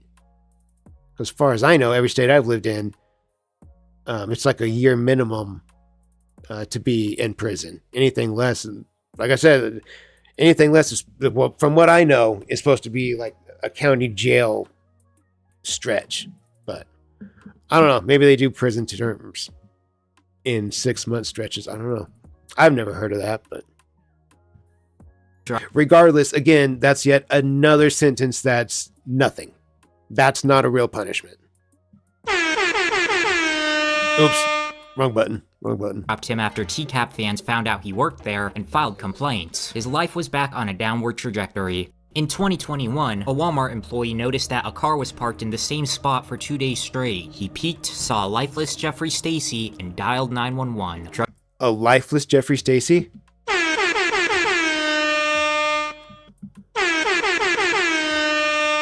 Drug intoxication combined with poor overall health had taken him out at 41. Now that her husband was gone, Leanne had no means of paying rent, resulting in her getting an eviction notice. With nowhere else to go, she poured olive oil all over her kitchen, grabbed a lighter, and set it ablaze. The whole apartment was quickly engulfed in flames. Soon it spread to her neighbor's unit, though luckily nobody was home. 3 days later, she broke into another neighbor's apartment to steal whatever drugs she could find. Then that neighbor came home to a stranger in his backyard surrounded by pill bottles. The police were called and Leanne was arrested. When questioned, she would pin Damn, dude, burn down your apartment, go on the run for 3 days, break back into a neighbor's apartment, steal their drugs, pass out in the backyard. That's a fucking run right there. the blame on her family member. I've never actually burned down an apartment before. That'd be fucking sick. Like, provided nobody's in it, nobody gets hurt. That'd be fucking sick, though. Burn down an apartment or burn down any building, really. I think that'd be kind of cool. It'd be cool to get to knock down a building. Be on a construction crew where you get to swing the actual wrecking ball. Like, you're the one that actually gets fucking do it. That would be sick. Members who lived nowhere near the area. Then it changed to her family members making her do it. Then it changed to her starting the fire because the family was going to start a much worse one. Then it changed to her accidentally leaving the oven on. Leanne was obviously not in a correct state of mind, so instead of jail time, she was given 3 years in a mental institution. You better hide, cause she gets out in July this year. So yeah, it looks like Jeffrey Stacy got the worst punishment imaginable, marrying a Hello Kitty girl. Michael Warpecker. The show really isn't doing the Michael community any favors. Michael Andrew Worker was a computer technician looking for work in California, as he had been living off of an inheritance for quite some time. Under the username... How do I even begin to approach this? Okay, how about this? I'll show it for 1 second. Ready? Bam. Worker's chat log is easily the worst... Hold up. Hold up. Yes, we're gonna see it.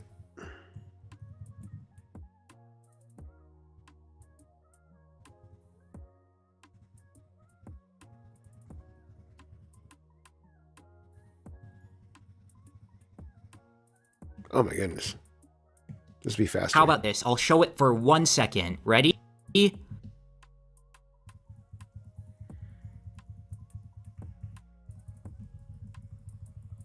Bam. Let me move myself out of the way so you guys can see that. If anybody is just listening, it says on screen, this guy's screen name is can_I_rape you anally. Wow. Yep. My screen name back in the days of Instant Messenger, people call me Shreds. I thought it was a cool nickname. Workers. I held on for my Instant Messenger screen name was that stayed around from my Instant Messenger days, like 2003, 2004, 2002, somewhere around there. And I carried that screen name into my Xbox 360 account all the way until 2012, 2013. Whenever, like I said, right before Black Ops 2 came out, whenever that was. So that's how long that screen name lasted. chat log is easily the worst in the entire show. He literally fantasizes about... Can we get a Ripper for my boyfriend's birthday tomorrow? I got him a team. Absol card is his favorite Pokemon and team. Absolutely. Absolutely. Absolutely. Sure.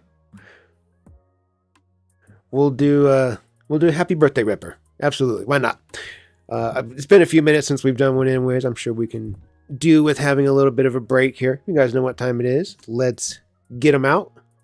And let's catch ourselves a happy birthday Ripper to Ezelia's boyfriend. Happy birthday, my friend. Let's do it. Boop.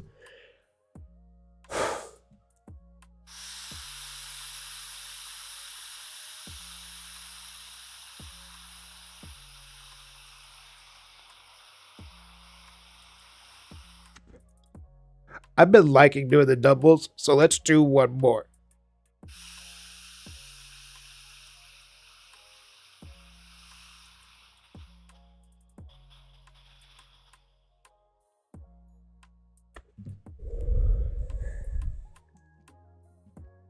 This is a fun Monday stream. My son's still asleep and everything. So, still doing all right. Okay. All right, guys, here we go. Whew. That's a good one. That was a good birthday Ripper. her and drinking her blood, among countless other things that What? I don't want to describe. Wait, what? What? Hold up. Bam. Worker's chat log is easily the worst in the entire show. He literally fantasizes about killing her and drinking her blood, among— Dude, what? That has left the realm of a sexual fetish and entered the realm of disturbing fantasies. If you want to take her life and drink her blood, that's not... You have left one evil and gone deeper into a different evil, I guess is the way to phrase that. Among countless other things that I don't want to describe. Thank God he was talking to a decoy. We have a lot to talk about. Why don't you have a seat? And Chris was even kind enough— Yeah, that's fair. They are all kind of combined. They're all kind of just like different sides of the same coin, really. to offer a substitute for blood. This is punch, right? Yeah. Apparently, Michael What the fuck else would it be? Stupid. knew from the get-go this was a sting operation. And I knew that this was a setup because this was too convenient for this. I knew that this was a setup because this was too convenient for it. You knew it was a setup. You showed up anyways. You knew it's... Why'd you show up? Okay, let's play a game. Let's play a game. Why did he show up, guys? Let me know your guesses. Why did he show up? Was it... What? I wanted to talk to you guys. I wanted to talk to the crew because I knew that you guys were here. I wanted to talk to you guys about this. Or was it... I knew this was a setup and I just wanted to check on the girl, make sure she was okay. Because we've heard that before. I just wanted to check on the girl. I wanted to make sure that she was all right. I knew this was a setup. We've heard them say, I knew this was a setup. I wanted to talk to you guys. We've heard, I knew this was a setup and I was hoping that I could join your guys' team. So that's why I did this. I wanted to team up with you. Get the fuck out of here. I got caught so I could join your team. It's like saying I got arrested so that I could be around the cops so that I could go to cop school and be a cop one day. Fuck off. What was too convenient? A chat room and just talking about everything that she did. Yet he still decided to show up. And how old was this person you were talking to? She said she was 13, but... She said she was 13. And how old are you? I'm 29. 29. You're 29? No fucking way. Hold up. You're 29? Well, you look 45. She said she was 13. And how old are you? I'm 29. 29. I don't believe it. What kind of a thing is that to say? To a 13-year-old kid? Well, she wasn't 13, was she? She said she was. Well, and I can say we're at 12. Here's what he has to say about his username. His kind of smart-ass attitude makes me want to hit him with the plum clinch and knee his teeth down his throat. In Minecraft. Because I like my AdSense, YouTube. That's in Minecraft. It's not a real threat of violence. Can I? How do you come up with that? A guy-to-guy thing here, okay? It gets responses. Do you think it was funny? No. Then why would you do this? It's just something that I like to put myself into that role and talk about. And about his men. What? Dog, what? I like to put myself into that role and talk about it? Anal rape?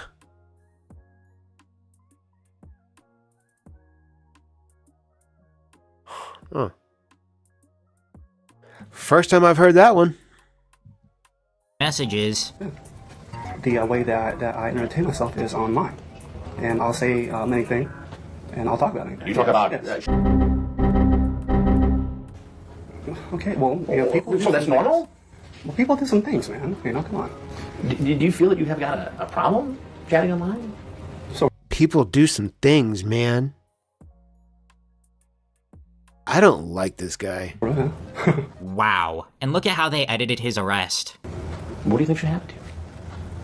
You look like a fish, you fat bitch. Perfect. I'll fucking trip him. Trip him. So knowing that Michael Worker wasn't just planning on picking up a cupcake, but also enacting outright violence, surely he'd get a far harsher sentence. Let me guess. What's the sentence, guys? What's the sentence? 1 year, 5 years probation, maybe 18 months with 6 years probation, or what? 2 years suspended with 10 years probation. That's always an option. We hold the 2 years over your head, but you don't actually have to go as long as you follow the rules, and you got a decade of probation.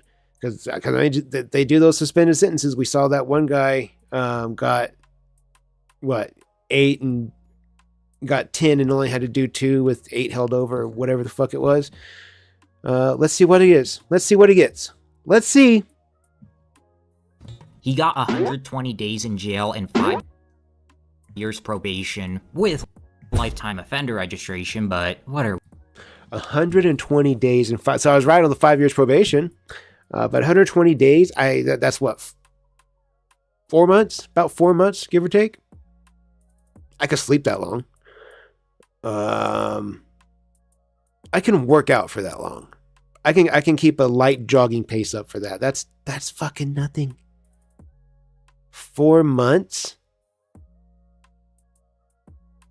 Like, people detox for longer than that. That's barely enough time to get taken into custody, go through check-in, get dressed out, get your suit on, get put in population. That's going to take a week right there. That's like 10% of your time. It took a week just to get put into population.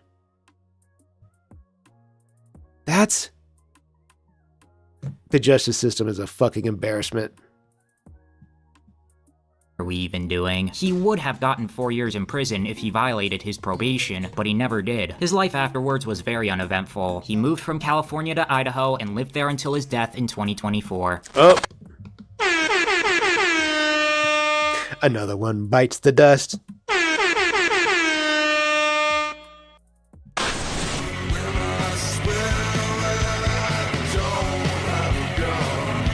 Lewis William Conrad Jr. had it all. He obtained a degree from a prestigious law school and became the district attorney for his county in Texas. Those who knew him said he had a near photographic memory of the law, but despite having impeccable skills and one of the highest paying careers out there, his romantic life was nowhere near as lucky, which must have been his motivation for destroying a once-in-a-lifetime opportunity. Lewis, pretending to be a 19-year-old named Will, got in contact with a 13-year-old decoy, and the usual DMs followed. But midway through, Lewis stopped talking to the decoy and deleted his MySpace. I told you the show is old. In fact, the Predators can no longer watch it because it's over 18. Technically, though, he still broke Texas law. So after a bit of deliberation, the police decided to search his home. When they arrived, Lewis refused to answer the door, so they called in the SWAT team to breach it. Inside, they found his computer, which had illegal images on it, and a textbook about child safety laws. Then they entered the hallway and were greeted by Lewis Conrad, who proceeded to end his own life in front of them.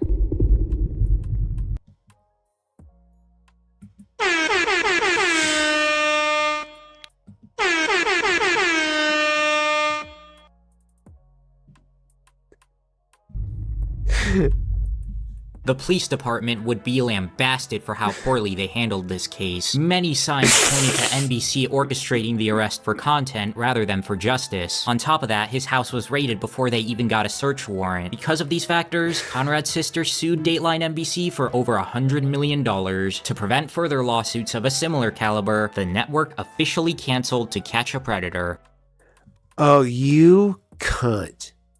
What is your problem? What is your problem? The show that did so much good. What the fuck? But this was not the end of Chris Hansen. 9 years later, he returned with an independent reboot, Hansen vs. Predator. This time, he'd be working with Tetrad Corp, a somewhat more competent organization. Though getting this series made wasn't exactly smooth sailing. It began as a Kickstarter project with a $400K goal, but it only received $89K. Those who did back it never got their promised rewards. And Chris even got arrested for using false checks on promotional items. Oh, god damn it, Chris. Yeah, the guy famous for putting people in prison got sent to prison. Crazy stuff. Nevertheless, it No, he got arrested. That's different. pulled through and gave us some very interesting characters like...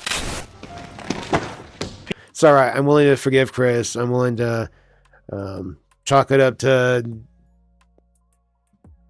everybody's capable of doing stupid things. I get that.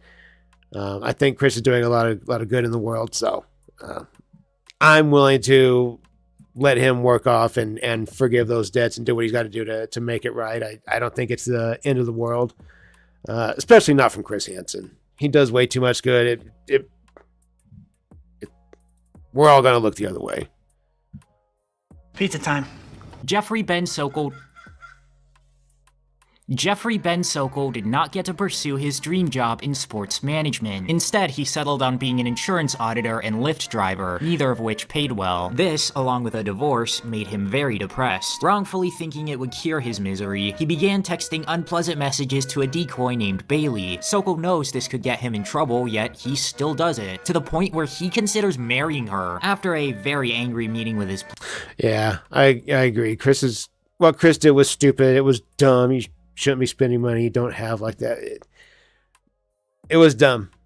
I'm sure he can make it right, and I hope he's made it right with the people and figured out a way to either get them what they were promised or get their money refunded or whatever it takes. Because yeah, everybody's capable of making mistakes. It happens, but in the grand scheme of things, Chris fucked up, but it's, live and learn. Live and learn. Plumber. Did your plumber get there yet? It's not. It's late. He embarks on a 2.5-hour drive from Boston, Massachusetts, all the way to the Sting House in Fairfield, Connecticut. On the way, he picks up a pizza to bring over for dinner. Upon arrival, the first thing Jeff does is try to hug the decoy. As they get ready to chow down... Where's my hug? Are you that dude? Where's my hug guy? Ew. A mysterious sound is heard. Bailey goes to investigate, and... What pizza do we have tonight? Who's this? I'll get to that in a minute. Who are you? Who are you? You tell me first. Sokol does not cooperate and proceeds to slather himself in pizza. Tell me who you are. Hey. Tell me who you are? Didn't know anything other people. What did you expect to happen in the project? Didn't have any expectation. No expectations whatsoever. No. So you drove 2.5 hours? Sure did. From Boston. Who are you? To come here. Are you her dad? To meet a young girl. Are you her dad? I'll get to that in a minute. Go ahead, have a bite. I was at angry mom. Coming to me. You drove 2.5 hours to meet a little girl. Somebody? What's wrong with it? Not somebody. If it was another adult, nobody would care. Nobody would give a shit. Nobody would care what you did. You drove 2.5 hours to meet a little girl. Is that against to meet a young girl? Is that against the law? Yes! Yes, it is! It is after this chat. Chris pulls out the chat logs to read off, and Jeff barely reacts at all. I should come see you. How is he eating? How is he calm enough to eat? Or is this like his nervous tick that's what he's doing to try to make himself stay calm and like trying to make himself seem like, oh, I'm fine because I didn't do anything wrong. And if I didn't do anything wrong, of course I'm going to stay calm and I'm just going to eat my pizza and be totally normal. Is that like what he's trying to do here is just, I'm being totally normal. It's Saturday. Well, since your mom isn't home, it's the best time to do it. I would, but only if you want me to.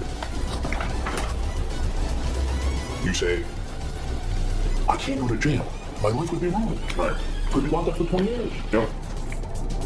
And then you say you trim your left. Okay. So you know that it's rules 15. What's the joke in that, Jeff? What's the joke there? I saw you laugh when Chris said that. You did that little smart ass. What the fuck is the joke there? Unsure. She's told you. How old are you?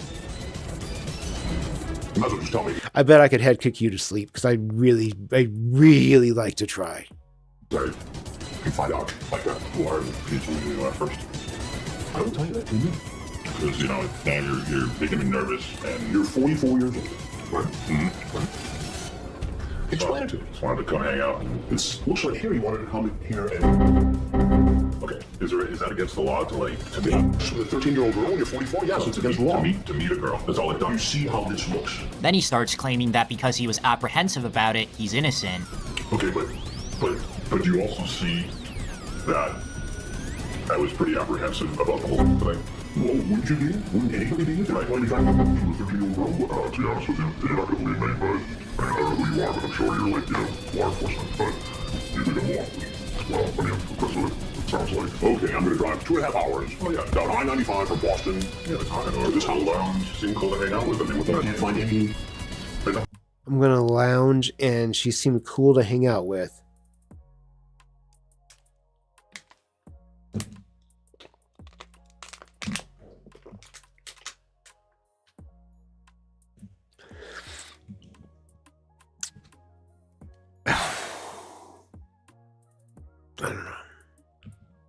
I don't know. Can, but there's nothing else going on. So you decided... You know, for a short time, I worked for Klamath County School District. I was a custodian at...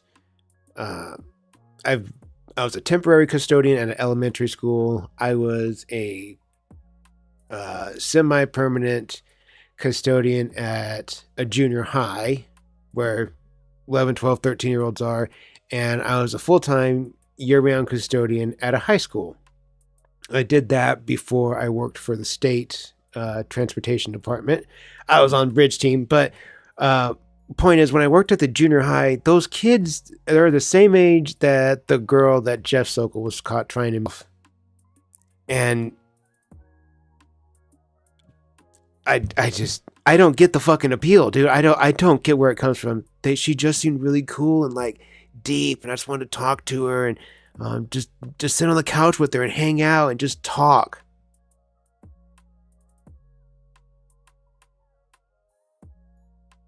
Are you absolutely serious with that shit? I just want to sit on the couch and just talk. I just wanted to hang out. Just want to hang out with her. I didn't want to do anything. No. Well, ew, why would I want to do anything sexual? No. I just want to hang out with her. Get the fuck out of here with that. You just come out and hang out with a 13-year-old girl. Yeah, you can clearly see that I'm very apprehensive. But eventually, the mask. Very apprehensive about it, yet you're still here. You still showed up. You drove 2.5 hours. That's a long drive. Okay. That's roughly 150, 160-ish miles in that ballpark. That's a long drive. That's not just 15 minutes down the road. You had plenty of time to think and rethink your decision and turn around and not go through with what you were about to go through. 2.5 hours, 150-ish miles. Not once did you actually turn around, though. You just drove it. You drove that whole time and did it. All that time to turn around. Not once did your conscience get to you and tell you, maybe you shouldn't do this. Not once.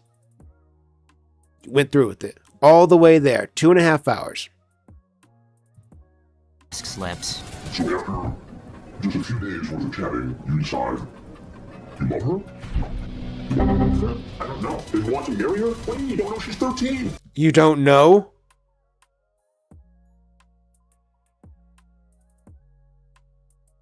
I was not expecting that. I'm not a TCAP expert. I've seen a lot of them. I've seen lots of the like recaps of them and other channels that cover them. I'm not a seasoned expert on TCAP. I did not know that was going to be his answer. I don't know.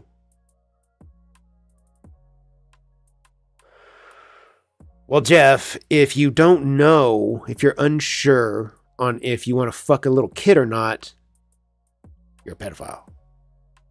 If you're not sure, if it's a, I don't know, a fucking coin toss, it could go left, could go right. I don't know. If it's up in the air, you're a pedophile, Jeff. Objectively. I don't know. I'm just throwing things out, like, just in case maybe I did like her. Maybe it was, you're so safe and married 15-year-old. Again, she's 13. She's a little girl. Jeff, when kids are 13, they're not grown. They're not adults. Duh. They're not fully developed. You, looking like a fucking 45-year-old, however old you are, you're a grown man and you can cause serious, irreparable damage. There's so many different reasons why what you see is just I just come to hang out. It's just what's no big deal to you. There's so goddamn many different reasons why this should be a crime that ends with a public beheading. Put you up on stage, one story up above, way up in the air, so we can all gather around like we did hundreds of years ago when we were uncivilized heathens, and just drop the blade. I'd go watch. Absolutely, I'd go watch. I'll be front row. I would love to see that. But Jeff's talking about it like it's just a thing he did. I don't know. Maybe I did like her. Maybe. If she's nice to me, maybe. You really can't find a grown woman to speak to? Can't find a woman your own age? No. That's why they prey on children, ladies and gentlemen. That's why. It's really cool. After a while, if it worked out, yeah. After a while. Yeah. What, 3 years of dating? I don't know. A romantic courtship? Maybe. So you're cool with all this. Jeff, you're a pedophile. You're a pedophile. There is no arguing it anymore. There's no defending it. You are a pedophile. Before Sokol leaves, he says, I can't believe this happened. I can't believe it's happening either. Neither can we, Jeff. Neither can we. Jeff, believe it. And offers Chris a slice, but he declines. Chris provided the pizza, dipshit. Slice? I'm good. Thank you very much. Much less I'm not going to eat after a pedophile. Get the fuck out of here with that. So the cops there? Go outside and find out. We'll see. You scared? Oh, is that fear now? Oh, do I see fear in your eyes? I do. Fear's very evident. Once they decide, like, are there cops out there? You can see it. You can see your fear. You can fucking smell it. If you can't hide that shit. You either have to have years of experience to really know how to hide it and keep it in yourself. But more often than not, it shows. There's visible markers when you're really scared. Jeff's fucking scared. It's all over his face. He's fucking scared now. It's no longer a joke. It's not funny anymore. The long dick of the law is about to arrive. And it will arrive unlubed. The police, who are much tamer than before, Let's go. search him and discover that he brought a certain brand of blue pills with him. They even let Jeff finish his pizza on the way to jail. No That's fucking sweet. way. He keeps up his laid-back attitude in the interrogation room. They let him eat his pizza?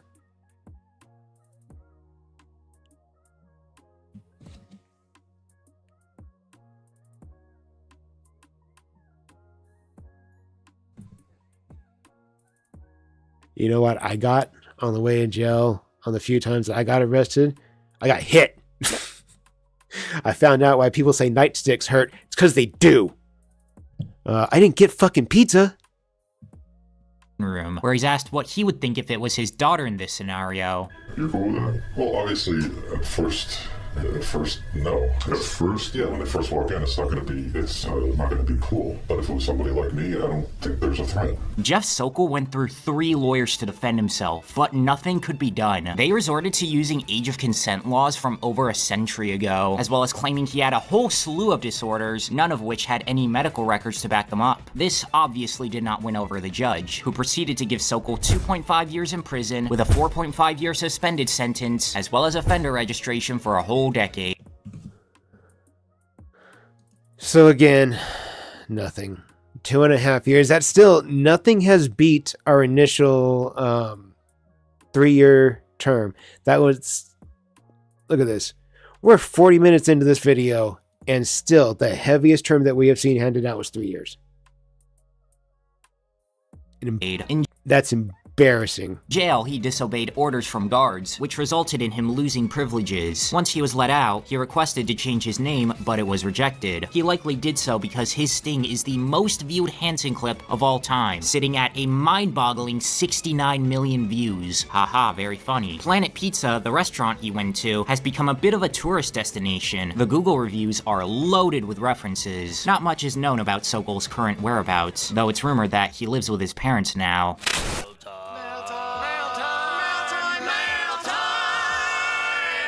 John Michael Dupuy was once a package handler at UPS, and he even had Looks like he typed to handle packages. a girlfriend and a son, but by 2015 the relationship ended and he no longer had custody of his kid. Worse still, he lost his mail job, moved in with his parents, and ended up on probation for drug possession. Meanwhile, his brother Brandon Dupuy won $1 million from the lottery, which he generously split with an elderly neighbor. Down on his luck, John— No fucking way. Really? Hit the lottery for $1 million and you split it with your elderly neighbor. That's a fucking crazy nice thing to do. went on the anonymous app Whisper looking for girls. He ended up scoring not Ew, creep. 1, but the fuck is Whisper? 2. Is this a new one? This is another new one? Is this like Hinge? Or, what's the one with the fire? Match. Match. There's Match and Hinge and Bumblebee.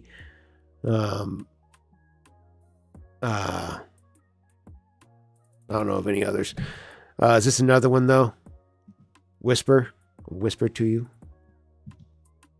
Of Tetrad Core's decoys, talking very grossly with both. Notably, Dupuy called one of the decoys baby. What an unfortunate name, Dupuy.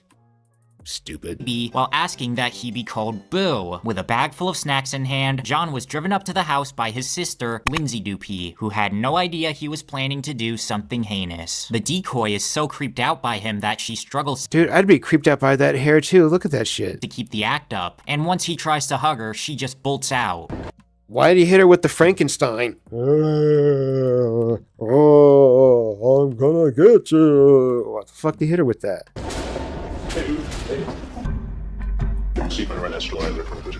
Dupuy insists that he's only there to watch football with the girl. What is your plan here tonight? Just hang out and watch football? Hang out and watch football. Just hang out, watch football? Fuck out of here. With whom? With her. Who's her? With Bailey. And do you know how old Bailey is? She's 14. 14? Mm-hmm. She told you she's 13. Not that that matters. Mm-hmm. How old are you? 30. 30. Hey. Ninja. Bro, you're closer to 55 than you are 30. Get the fuck out of here. He is lying. We both know he's really 40. And why would you at 30 think it would be okay to hang out with a 13-year-old girl home alone? I mean, we just hit it off, friends. You hit it off with a 13-year-old girl. We were just talking. Just talking. Well, now you're here. This is— What in the fuck do you have in common with the little girl? Dude, nothing. There's nothing that a grown man has in common with a child like that. That if it's not like your child, what could you possibly have in common with that kid? What are you guys talking about bonding over? She's just a cool person, so I talking to her. About what? Then talk about your 401k? Talk about your retirement fund while she talks about fucking history homework? Dude, I don't fucking know. What could you possibly have in common with a child? more than talk. I know, we just came to hang out. You know, I brought, what, get a hug? And watch football. Watch football. Yeah, who's playing tonight? Steelers and the Ravens. He denies that he's ever done it before when... I'm sure somebody has fact checked to see if that's a proper game that was on that night or not. Well, who's Brittany?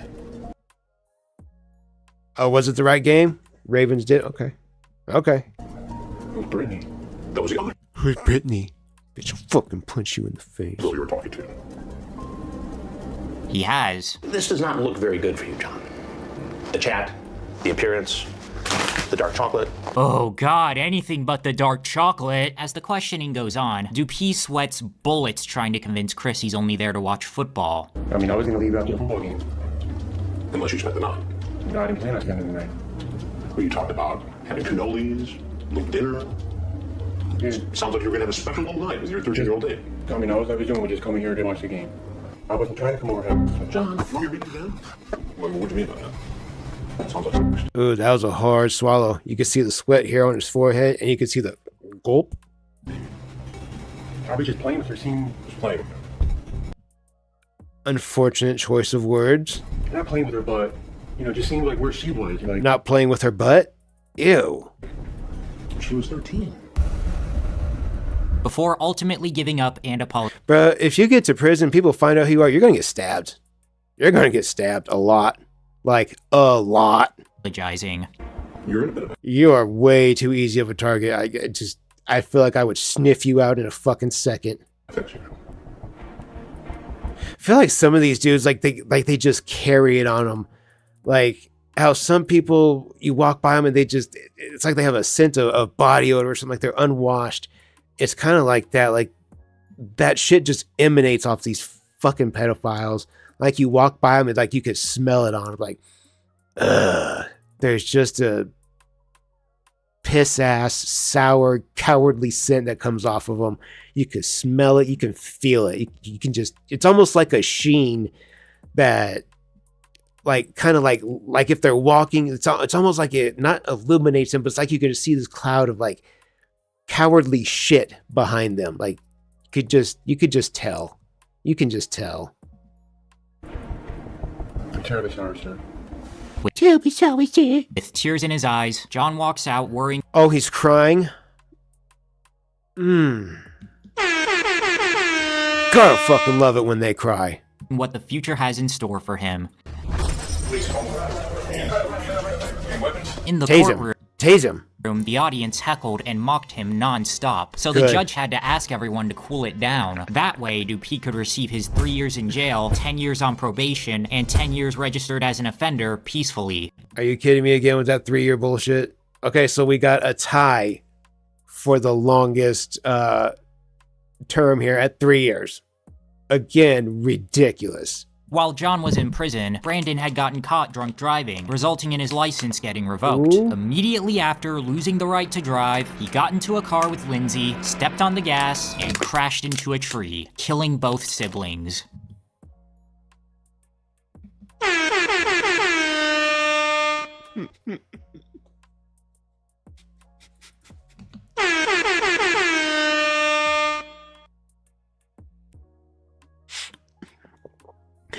Okay, well, I guess the universe gave us a 2-piece on that one. Take them both out.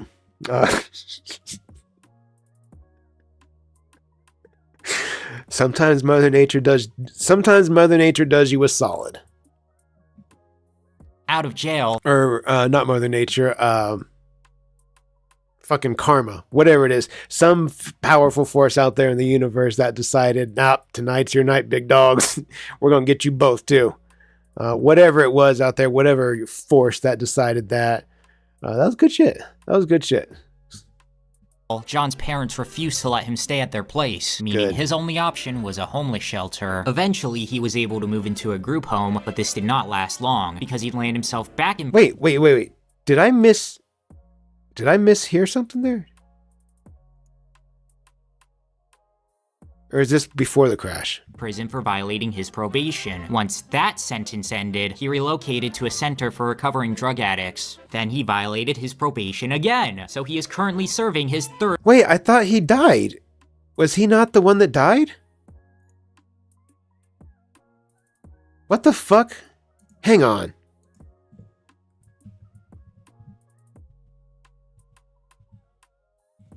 Let's try this again.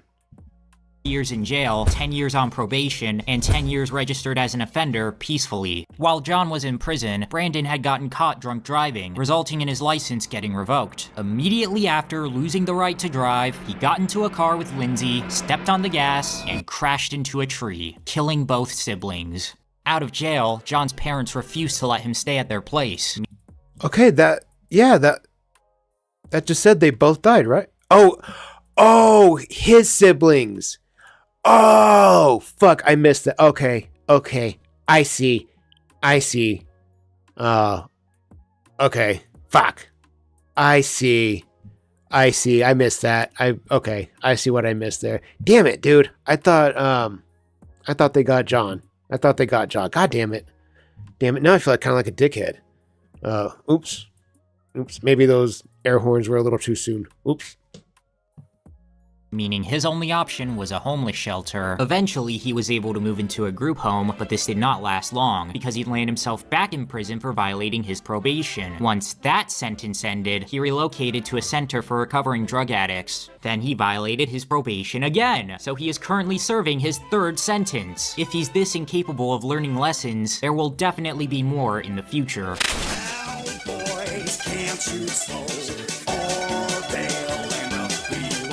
Vincent M. Ambrosio, despite only being 19, felt like his life was over. He weighed 250 pounds, never finished high school, and had to care for his grandfather with Parkinson's. Vincent's dream was to become a police officer, but he was too scared to apply, thinking he'd be laughed at for his weight. Prescribed You would be. You have to pass a physical fitness test, don't you? Don't most you have to be a physically fit to chase suspects and shit. Like, you should have to be physically fit. Antidepressants did not help, with him even considering shock therapy as a last resort. Like, if you're not willing to get yourself fit and get yourself in the shape that you need to be in to chase suspects and do that job, why even entertain the idea that oh, they're gonna laugh at me for my weight? Yeah, because it's ridiculous. You need to be willing to put in the hard work to chase your dream. If that's your real dream, that's what you really want to do, put in the hard work and earn it. Thinking he had no chance of pursuing a normal relationship, he resorted to chatting up an underage decoy and drove 65 miles to meet her wearing...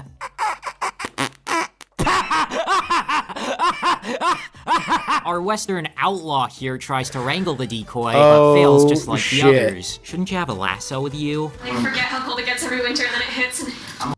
Ladies and gentlemen, my God. Where to? I want to go towards, like, Texas, the desert. Oh my god, he is 100% serious about his cowboy aesthetic. Unfortunately for him, he's on a wanted poster now. Hey, Tex, how you doing? How you doing? Why don't you come over here and have a seat at the store, please? Yeah, I kind of figured. The interview that follows is unlike anything Chris has ever seen. You know what? I have nothing to live for anyway. What do you mean? Cool, take yourself out. Life's a mess. Why is it a mess? I failed high school. I have no motivation to finish it. None of the pills about work. What do you do for a living? I don't have a job. I'm a fuck up. I know. It kind of sounds like you're a giant pussy. I want to be a cop. I wasn't going to do anything. I just want to be a cop. I'm a friend. No one's going to be afraid of you or respect you. No, don't be a cop. It won't be a fun experience for you.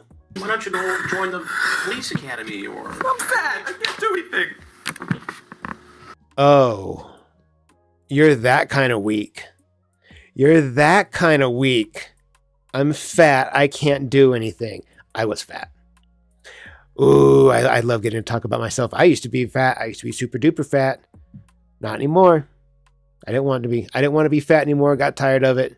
So I changed myself, because that's something that you can fix. That's something you can change yourself. If you put yourself there, you can take yourself back. You can make yourself better than what you were. And I did. I'm proof of it. I'm proof that you can take off a ton of weight in a short time, and you can keep it off if you're willing to put in the hard work. Because it's hard. Because I do have days where I eat like a trash can, and I'll eat till I'm sick. And then there's days where I don't eat anything but pudding, and my diet at times is very fucked. But if you're willing to put in the work, you can look good. If you just have to be determined to have the body that you want. You really do. If you're determined enough and set your mind to it, you can do anything. It's what I think we're all really fucking capable. I think we're all more capable than most people give themselves credit for.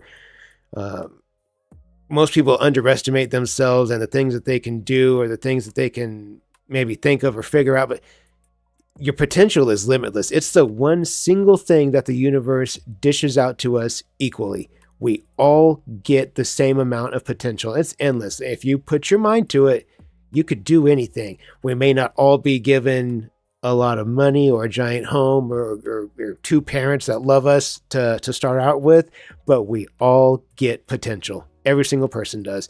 And how you use that can be a massive determining factor in the way that your life plays out. But that's up to you to use it. That's up to each individual person to bring out the best in yourself and use your potential to its full potential and get the most out of it and be all that you can be. But you have to want to. You have to be willing to work hard. You have to sacrifice. You have to be willing to fucking sweat for it, bleed for it, to work for it. There's gonna be times where you're gonna have to swallow that pain and just keep marching. Sometimes the best thing you can do is, you know what, I'm fucked up here, but just put that thought to the side and just keep marching forward. Sometimes that really is just the best road through things. Just deal with the damage later, keep marching until you finish whatever it is that or finished or achieved whatever it is that you're trying to do. Anyways.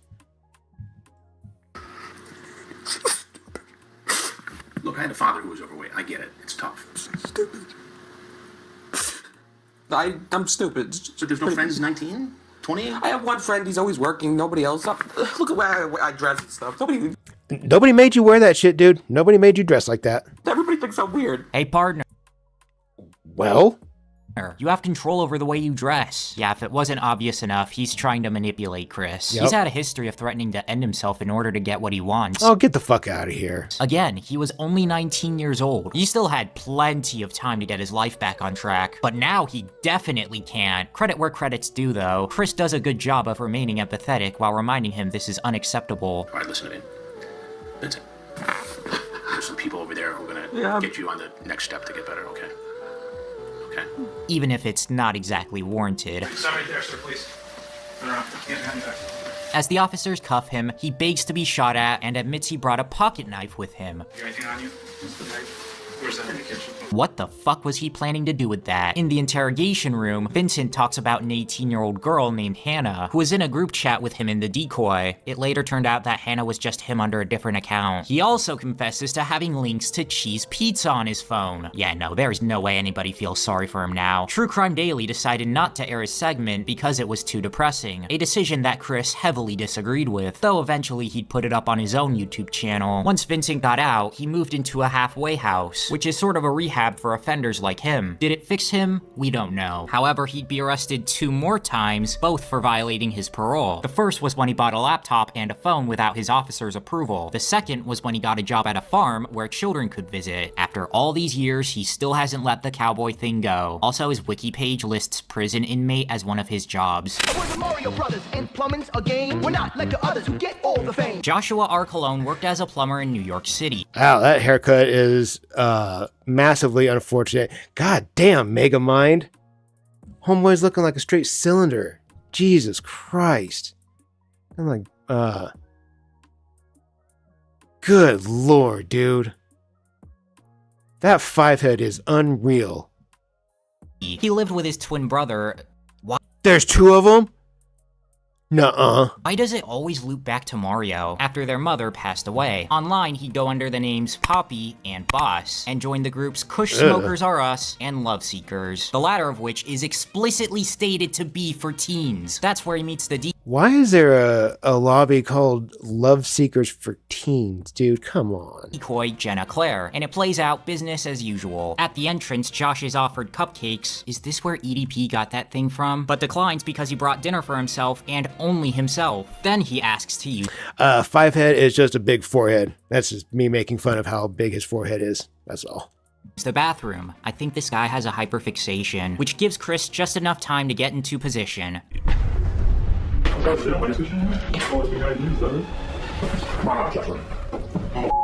Cologne ends up recognizing Chris. I know who you are. You know who I am? Yes. So you've seen my shows before? Yeah. Well, guess what? We're starting up again. And you are among our first guests. Man, even his glasses are sweating. He knows he's in deep shit. Actually, no, he'd probably like that. So he is 100% forthright with Hansen. You can bring condoms. Yes. Where are they? In the bag. What else is in the bag? Clothes and toothbrush, stuff like that. That's it. That's it. That's what you're gonna find. This guy communicates like me when someone tries to make small talk, and I respond as quietly as possible so they don't hear and I don't get sucked into a conversation I don't want. So when I come over, we'll go. Since I'm the boss. 12, Joshua. I know, that's good. Oh my god, dude. No. Have you ever contacted an underage girl online before? Yes. We have evidence of that too. A 13-year-old. I mean, can't you explain to me what brought you here tonight? No. And that's not right. It is not right, I know. But help me to understand it. I don't know. I don't know what was going through my mind. You don't know? No. I mean, this is your chance to explain yourself. There's no way I'm getting out of this anyway, so I'm never saying anymore. Before leaving, he has one final request. Can I use the bathroom? Because I've been holding it for quite some time. You just used it. The fuck is wrong with you? Do you need a colonoscopy? Well, unfortunately for him, he doesn't get to go number 2, but instead number 12. Though they are nice enough to give him Chinese takeout while he prepares to drop some real turds. Is 12 an age that you're comfortable with? That's your preference, or? They gave him Chinese food? Dude?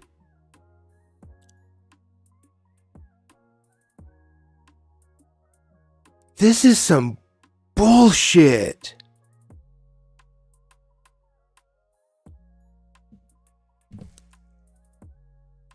I have to go 90 miles to get Panda Express. You guys know that? From where I live, from my front door to the parking lot of Panda Express in Medford, it's 89 miles. That is 188 round trip. It's a long ways.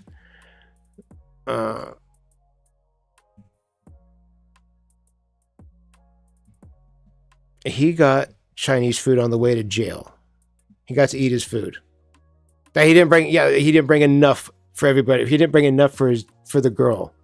How the fuck do you do that? Okay. How do you show up with food for yourself, not the girl? I'm gonna eat. You're not. Like, no, you don't get a bite. I brought this for me, not you. You didn't ask for anything. But then you get to eat it once you get to the interrogation room. What the fuck?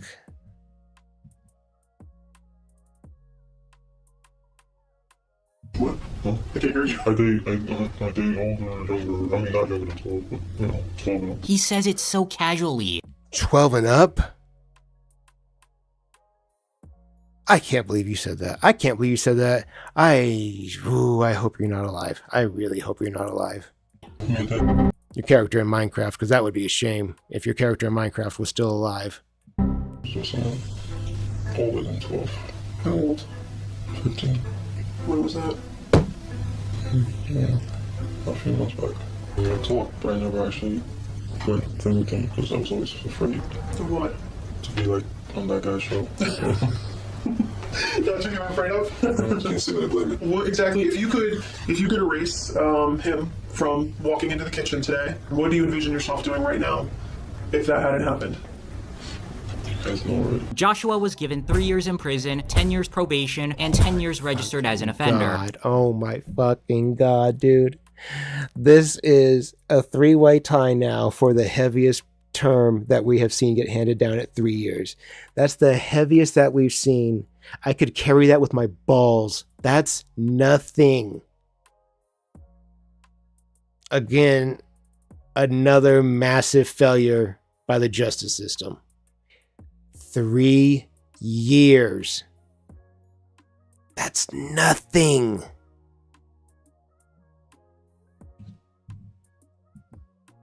He did violate his probation, leading to 6 more months in jail, but apart from that, his life has not been— Oh, 6 more months in jail. Okay.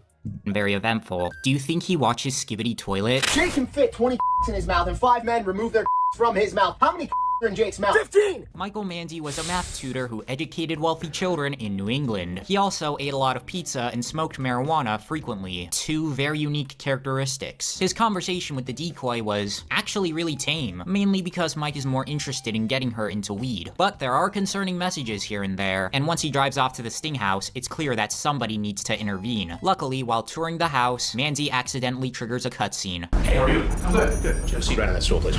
Sure. Triggers a cutscene. Mike asserts that he's only here to protect the girl from predators. Thank God we have him around. What are you doing? Well, I'm here because I was slightly concerned. There it is. There's that excuse. I was concerned. I needed to check on the girl. Well, concerned. She's talking to people that are a lot younger, a lot Boom. older on the website. Boom. Now, why were you so concerned about a 13-year-old girl? Well, she's talking to other people that are obviously the same age as me. And how old are you? I'm 32. You're 32? Yes. So you came over. And those other guys, they're predators, you know? Well, we can't have her talking to those other guys because they're predators, but not me. Not this 32-year-old. It's the other 32-year-olds. To make sure she was okay. Well, I came over just to make sure that everything was fine. Everything was okay. I was not. So you were going to search the house just now to make sure they're what? Well, that's not her. Well, I mean, I don't know. She could come. She could be here with a group of people for all I know, and she obviously was. I mean, don't you think? What? That would be like a safe idea. What was today's lesson supposed to be? Today. I hate that fucking smugness. Don't you think that'd be a safe idea? You're here to rape a kid. There's nothing safe about what you're doing, dipshit. Today's lesson for you. Today's lesson for me was to not rape kids. Unfortunately, really worry about other people. No, you're a tutor, correct? Mm-hmm. And who do you tutor? I tutor these ages. I tutor these ages. Have you guys this? I don't know why this popped in my head. Have you guys seen that reel? I turned it down. Have you guys seen those Instagram pages? I turned it down daily. Where that rapper, he's like, I was gonna go big band up in Jacksonville. They offered me like 15 million, 10 million, like 5 million, some shit like that. But I had to go to school for this decade. I was just so young and like I didn't know what it was. Have you guys seen that one? Oh god, the fucking remixes of that clip. Oh, they are golden. That dude is never gonna live that shit down. The guy that did that interview, they offered me like 15 million. Like you can see the second he starts lying about it, he's like, they offered me 15 million, 10 million, like 5 million, some shit like my ninja, come on. But I had to go to school for this decade. Oh god, he'll never live that shit down. He'll never live it down. Older ages. What do you tutor them in? Mathematics. Mm-hmm. What about smoking marijuana? Well, I mean, that's not really something that I try to tutor people in. But it seems like it from the chapter. Well, you're cool and cute too. I just don't want to get in trouble even talking to you. Well, yes, of course, but you know, look, may I please leave? I have some more questions for you. Throughout the exchange, he pleads like a submissive Discord kitten to be let go. Are there police outside? I'll get to that. Please, sir, can you please just tell me because I really can't. Then Chris Hansen reveals him. You really can't what? You really can't what? What can't you really do tonight, big dog? What is it that you can't do? Himself, and Manzi refuses to believe it's actually him. There's something you need to know. Is there cops? There's something you need to know. Please. I'm Chris Hansen. No, you're not. Is it? No, you're not. Yes, I am. Please let me go home, guys. Though he is familiar enough with Hansen to know what will happen if he leaves, but there is nothing he could do about it. Oh, he knows. Oh, dude. Imagine being stuck in that spot. You can't stay in the house that you're standing in that keeps you safe. You think, oh shit, I'm in here with Chris Hansen on camera. Millions of people are going to see me all over the internet, all over TV. Oh my God, there's going to be some vato on YouTube years down the road is going to make fun of me. Oh my God, everybody's going to see this. And you're right, there is some vato on the internet making fun of him years down the road. Hey, baby.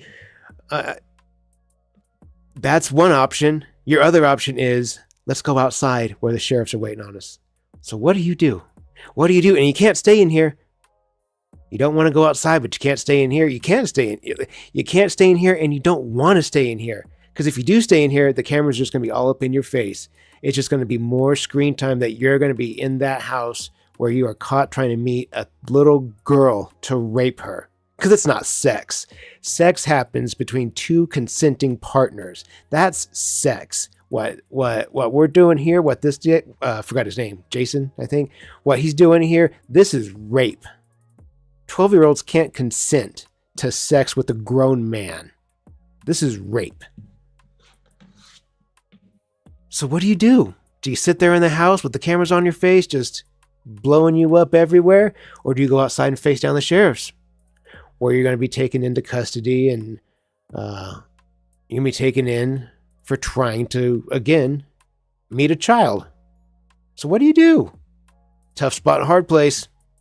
It's not a spot that I would be envious of.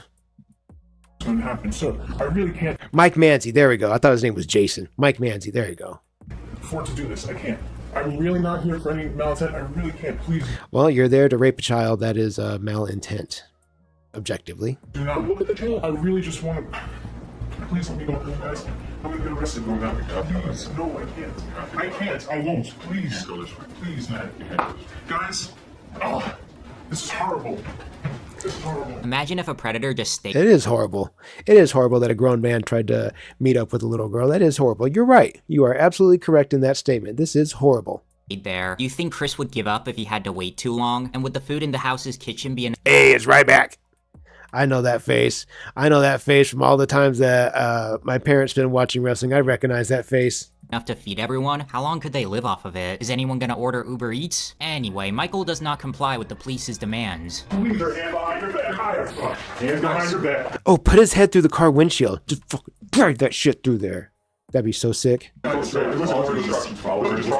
Okay, just calm down. Just follow the instructions. I can't. No, just relax. So they have to draw a taser gun to get him to behave. Throughout the interrogation, he fidgets Tase and bites him. his nails, all while the detective fails to confirm if he had intentions of diddling or not. So his only charge was getting a minor to smoke marijuana. Bro, why you look like an alien? Jesus. Resulting in 3 years probation. I thought it'd be like 10 life sentences, because weed is the bubonic plague according to the law. But we do in fact live in a just society where being a PDF file is more frowned upon than the most mild drug out there. Still, his appearance on Hanson's show was enough to get him blacklisted from tutoring, so he moved back in with his parents and got a job at Petco. His last known sighting was on a felony dating site. Yeah, those exist apparently. It's unknown if he ever got any matches though. What are you? An idiot sandwich. Idiot sandwich what? An idiot sandwich, Chef Ramsay. We started with a gay I've seen that idiot sandwich one. I like that sandwich one. maker, so why not end with a gay sandwich maker? That way the video is structured like a sandwich. Jesse Velez was Sick. the manager at a That's clever editing, my dude. Jersey Mike's, which he took up after a robbery at his cell phone business. Despite already being engaged, Velez went on Grindr under the name Jose and matched with a 13-year-old named Jason. Grindr is 18+, so we have an adult pretending to be a minor, pretending to be an adult. It does not take long for the chat to turn dark, with Jesse expressing a desire to live with Jason. Well, joke's on him, because once he enters the premises, he'll find out that Jason is actually this guy. I don't have anything on you. Sorry, only 13. You're only 13? Are you fucking kidding me, dog? Unoccupied purse. Who lives here? Who lives here? Oh, I live here. Me, my mommy, and my daddy. Oh, what the fuck? My mommy and my daddy, dog. My son doesn't call me dad. My son calls me dad. He calls my wife mom. My mom is grandma. Dad is grandpa. He doesn't call anybody mommy or daddy, dude. I don't think my son ever called any of us mommy or daddy even when he was little. It was always mom or mama. What universe could this Fun fact, my son's first words were dad. Ha! I win. pass as a 13-year-old? You can tell this show had no budget. They had to take what they could get. Also, I love Jesse's fit. Bright orange shorts with a gray Jurassic Park shirt, although it's blurred for copyright. Or maybe it has his license plate, who knows. Velez doesn't seem to question the boy's age. So to get through to him that Jason isn't real, backup is called in. Is that it? Nothing. What was your plan? Clearly he must have dementia, because he also can't remember what he sent to the boy. No, actually, just to hang out. Yeah, he was a 13-year-old. You sent the picture of him. I did? Yes. Ooh. Yeah, ooh. Who was right? Yeah. Yeah, that is ew. Yeah, objectively. What's this? Nancy? Oh my god, I did not know I even sent that. How do you not know you sent that? Like, I'm pretty aware of the stuff that gets sent out on my phone that comes into it. Like, I'm pretty sure I would know if if a dick pic slipped out there, I'm pretty sure I would know. Like, I don't know how that just, oh, I didn't know I did that. Oops, my bad. How the fuck does that happen? It doesn't. Right. Yeah, usually when I send a picture, like I have a bunch of pictures of me. Right. So I must have hit that, but I didn't know why. So this was just one big mistake. Yeah. I tried to send a bunch of pictures. What? That doesn't make any sense. There's a bunch of pictures of me. I must have hit that by. So on my phone, when I go to send, if I want to send a picture right now, my text message, I can open it up. I'll open up a message with somebody. I'll click the little plus. It'll let me go through my gallery, and I can pick a picture or video, GIF, whatever. You pick it. You select. You can select like up to 5 or whatever. You select them, and they populate in the chat or in the text box where you normally type, and then you hit the green arrow, and it all sends. And I'm very aware of what I would send because you have to go through all these prompts. You have to open up the gallery, you pick whatever it is you want to send and select it, and then confirm it with the green arrow. It's hard to just, oops, I didn't mean to show you my butthole. My bad. That one just kind of got out there. My bad, bro. Pretty much, yeah. So you got a picture of yourself out about town. Because usually I meet car. Yeah, like usually I meet. Oh, I'm sure you hit the. Yeah, let me know because I would even say like something afterwards. I didn't know I really said that, to be honest. What is for? Honestly, I know it's for hookups. I really do know that, but I'm not all for that. I don't just meet people randomly and just start having sex with random people. That's not what I do. I just like to have company with me. I'm like kind of I never really had friends when I was younger. Right. So I just hang out with people, you can get to know them a little bit. That's about it. I meet people from either 13, 17, 18, 30 years or 40, just to meet people and talk to them. Yeah, how old are you? I'm actually 27. Not true. At the time of our confrontation, Velez had just turned 28. But if you were his parents, are you going to be comfortable? I have a 16-year-old friend. I do. Yes, I do. That's a pretty big age gap. It is. That's a pretty bold thing to admit on the internet, or I guess at the time on TV, because now it's on the internet forever, for billions of eyes to see. You have friends that are 16?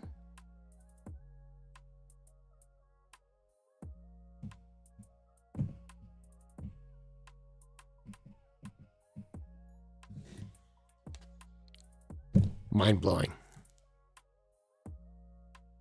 How does this get through? How does this happen? How do you have friends that are teenage boys, barely old enough to drive? Again, what do you have in common with the boy that can barely drive, that's just getting his learner's permit or his driver's license, whatever? 16, that's like sophomore year of high school. Yeah, because you turn 17 in junior, you turn 18 as a senior. Yeah, that's a sophomore in high school. What could you possibly have in common with that kid? This state. But you know what? But there's nothing wrong with that because, to be honest, I have friends that are 16 to 30. We all hang out. There's no drugs involved. I don't do any drugs. But we all just conversate. There's so many similarities from other people that doesn't matter about age. It seems Jesse is actually really grateful for this encounter. No, there's similarities between other people, and those similarities can cross age gaps, yes, but not when they're fucking 15 years old and you're 30. They're not even a fully developed adult yet. They're a child.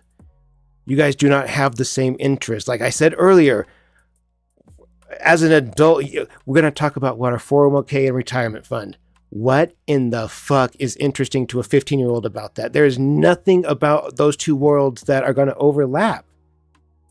I had no idea what a 401k was when I was 15 years old. I had no idea what a retirement fund was. Your worlds just, they don't cross over. Not with those age gaps like that. For this actual experience, actually, because it's pretty interesting, actually. He talks about it like it's a museum exhibit. He's enjoying himself so much that he stalls for time before he leaves. Because he's scared. Can I leave? You leave. Okay. This is very awkward and very embarrassing for me. I'll talk to you in private if you like. Wait, this is what I was just talking about! Oh my god, I'm on the edge of my seat. How long is he gonna last?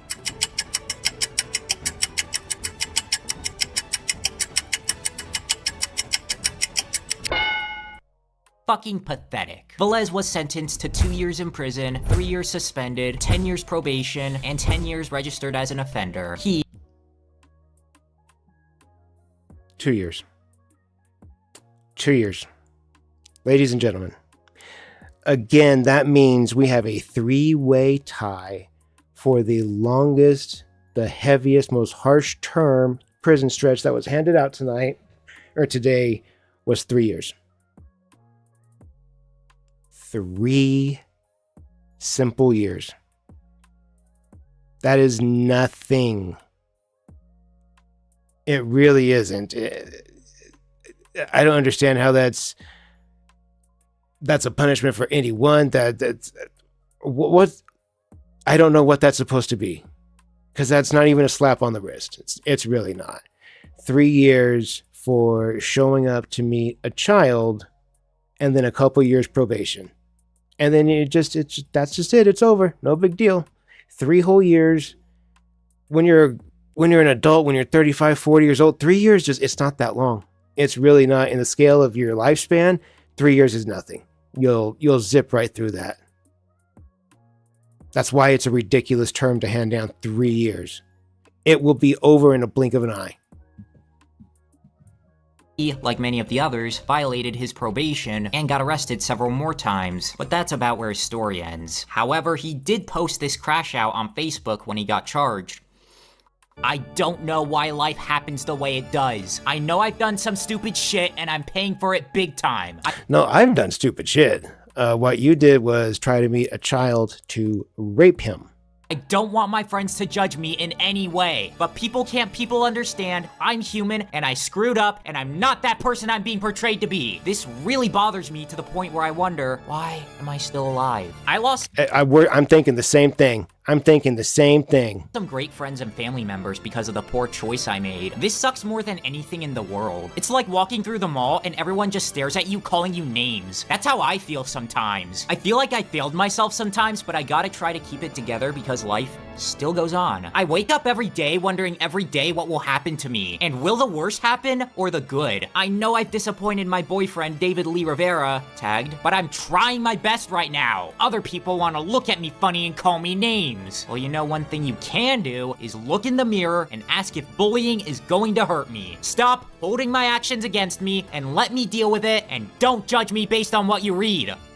This video could go on until the end of time. Absolutely not. But I think now's a good stopping point.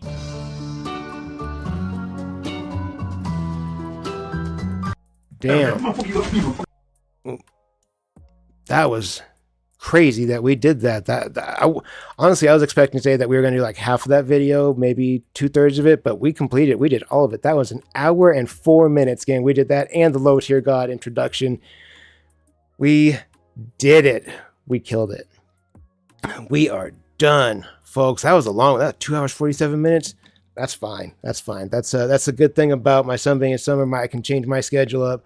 I can do my work pretty much. It opens me up to doing it whenever I want, and we've got a little extra time to do this. Gang, thank you for hanging out with me, doing that with me. I appreciate it. We're going to take the stream out on a ripper like we always do.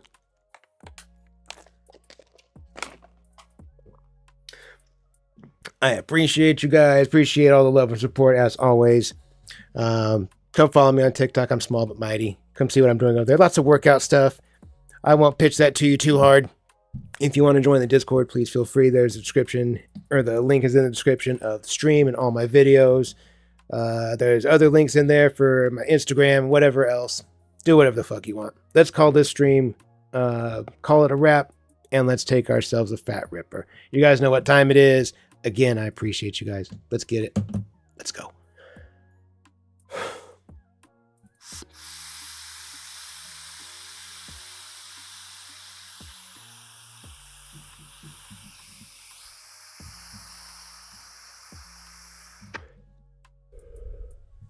And we're going to call that a wrap.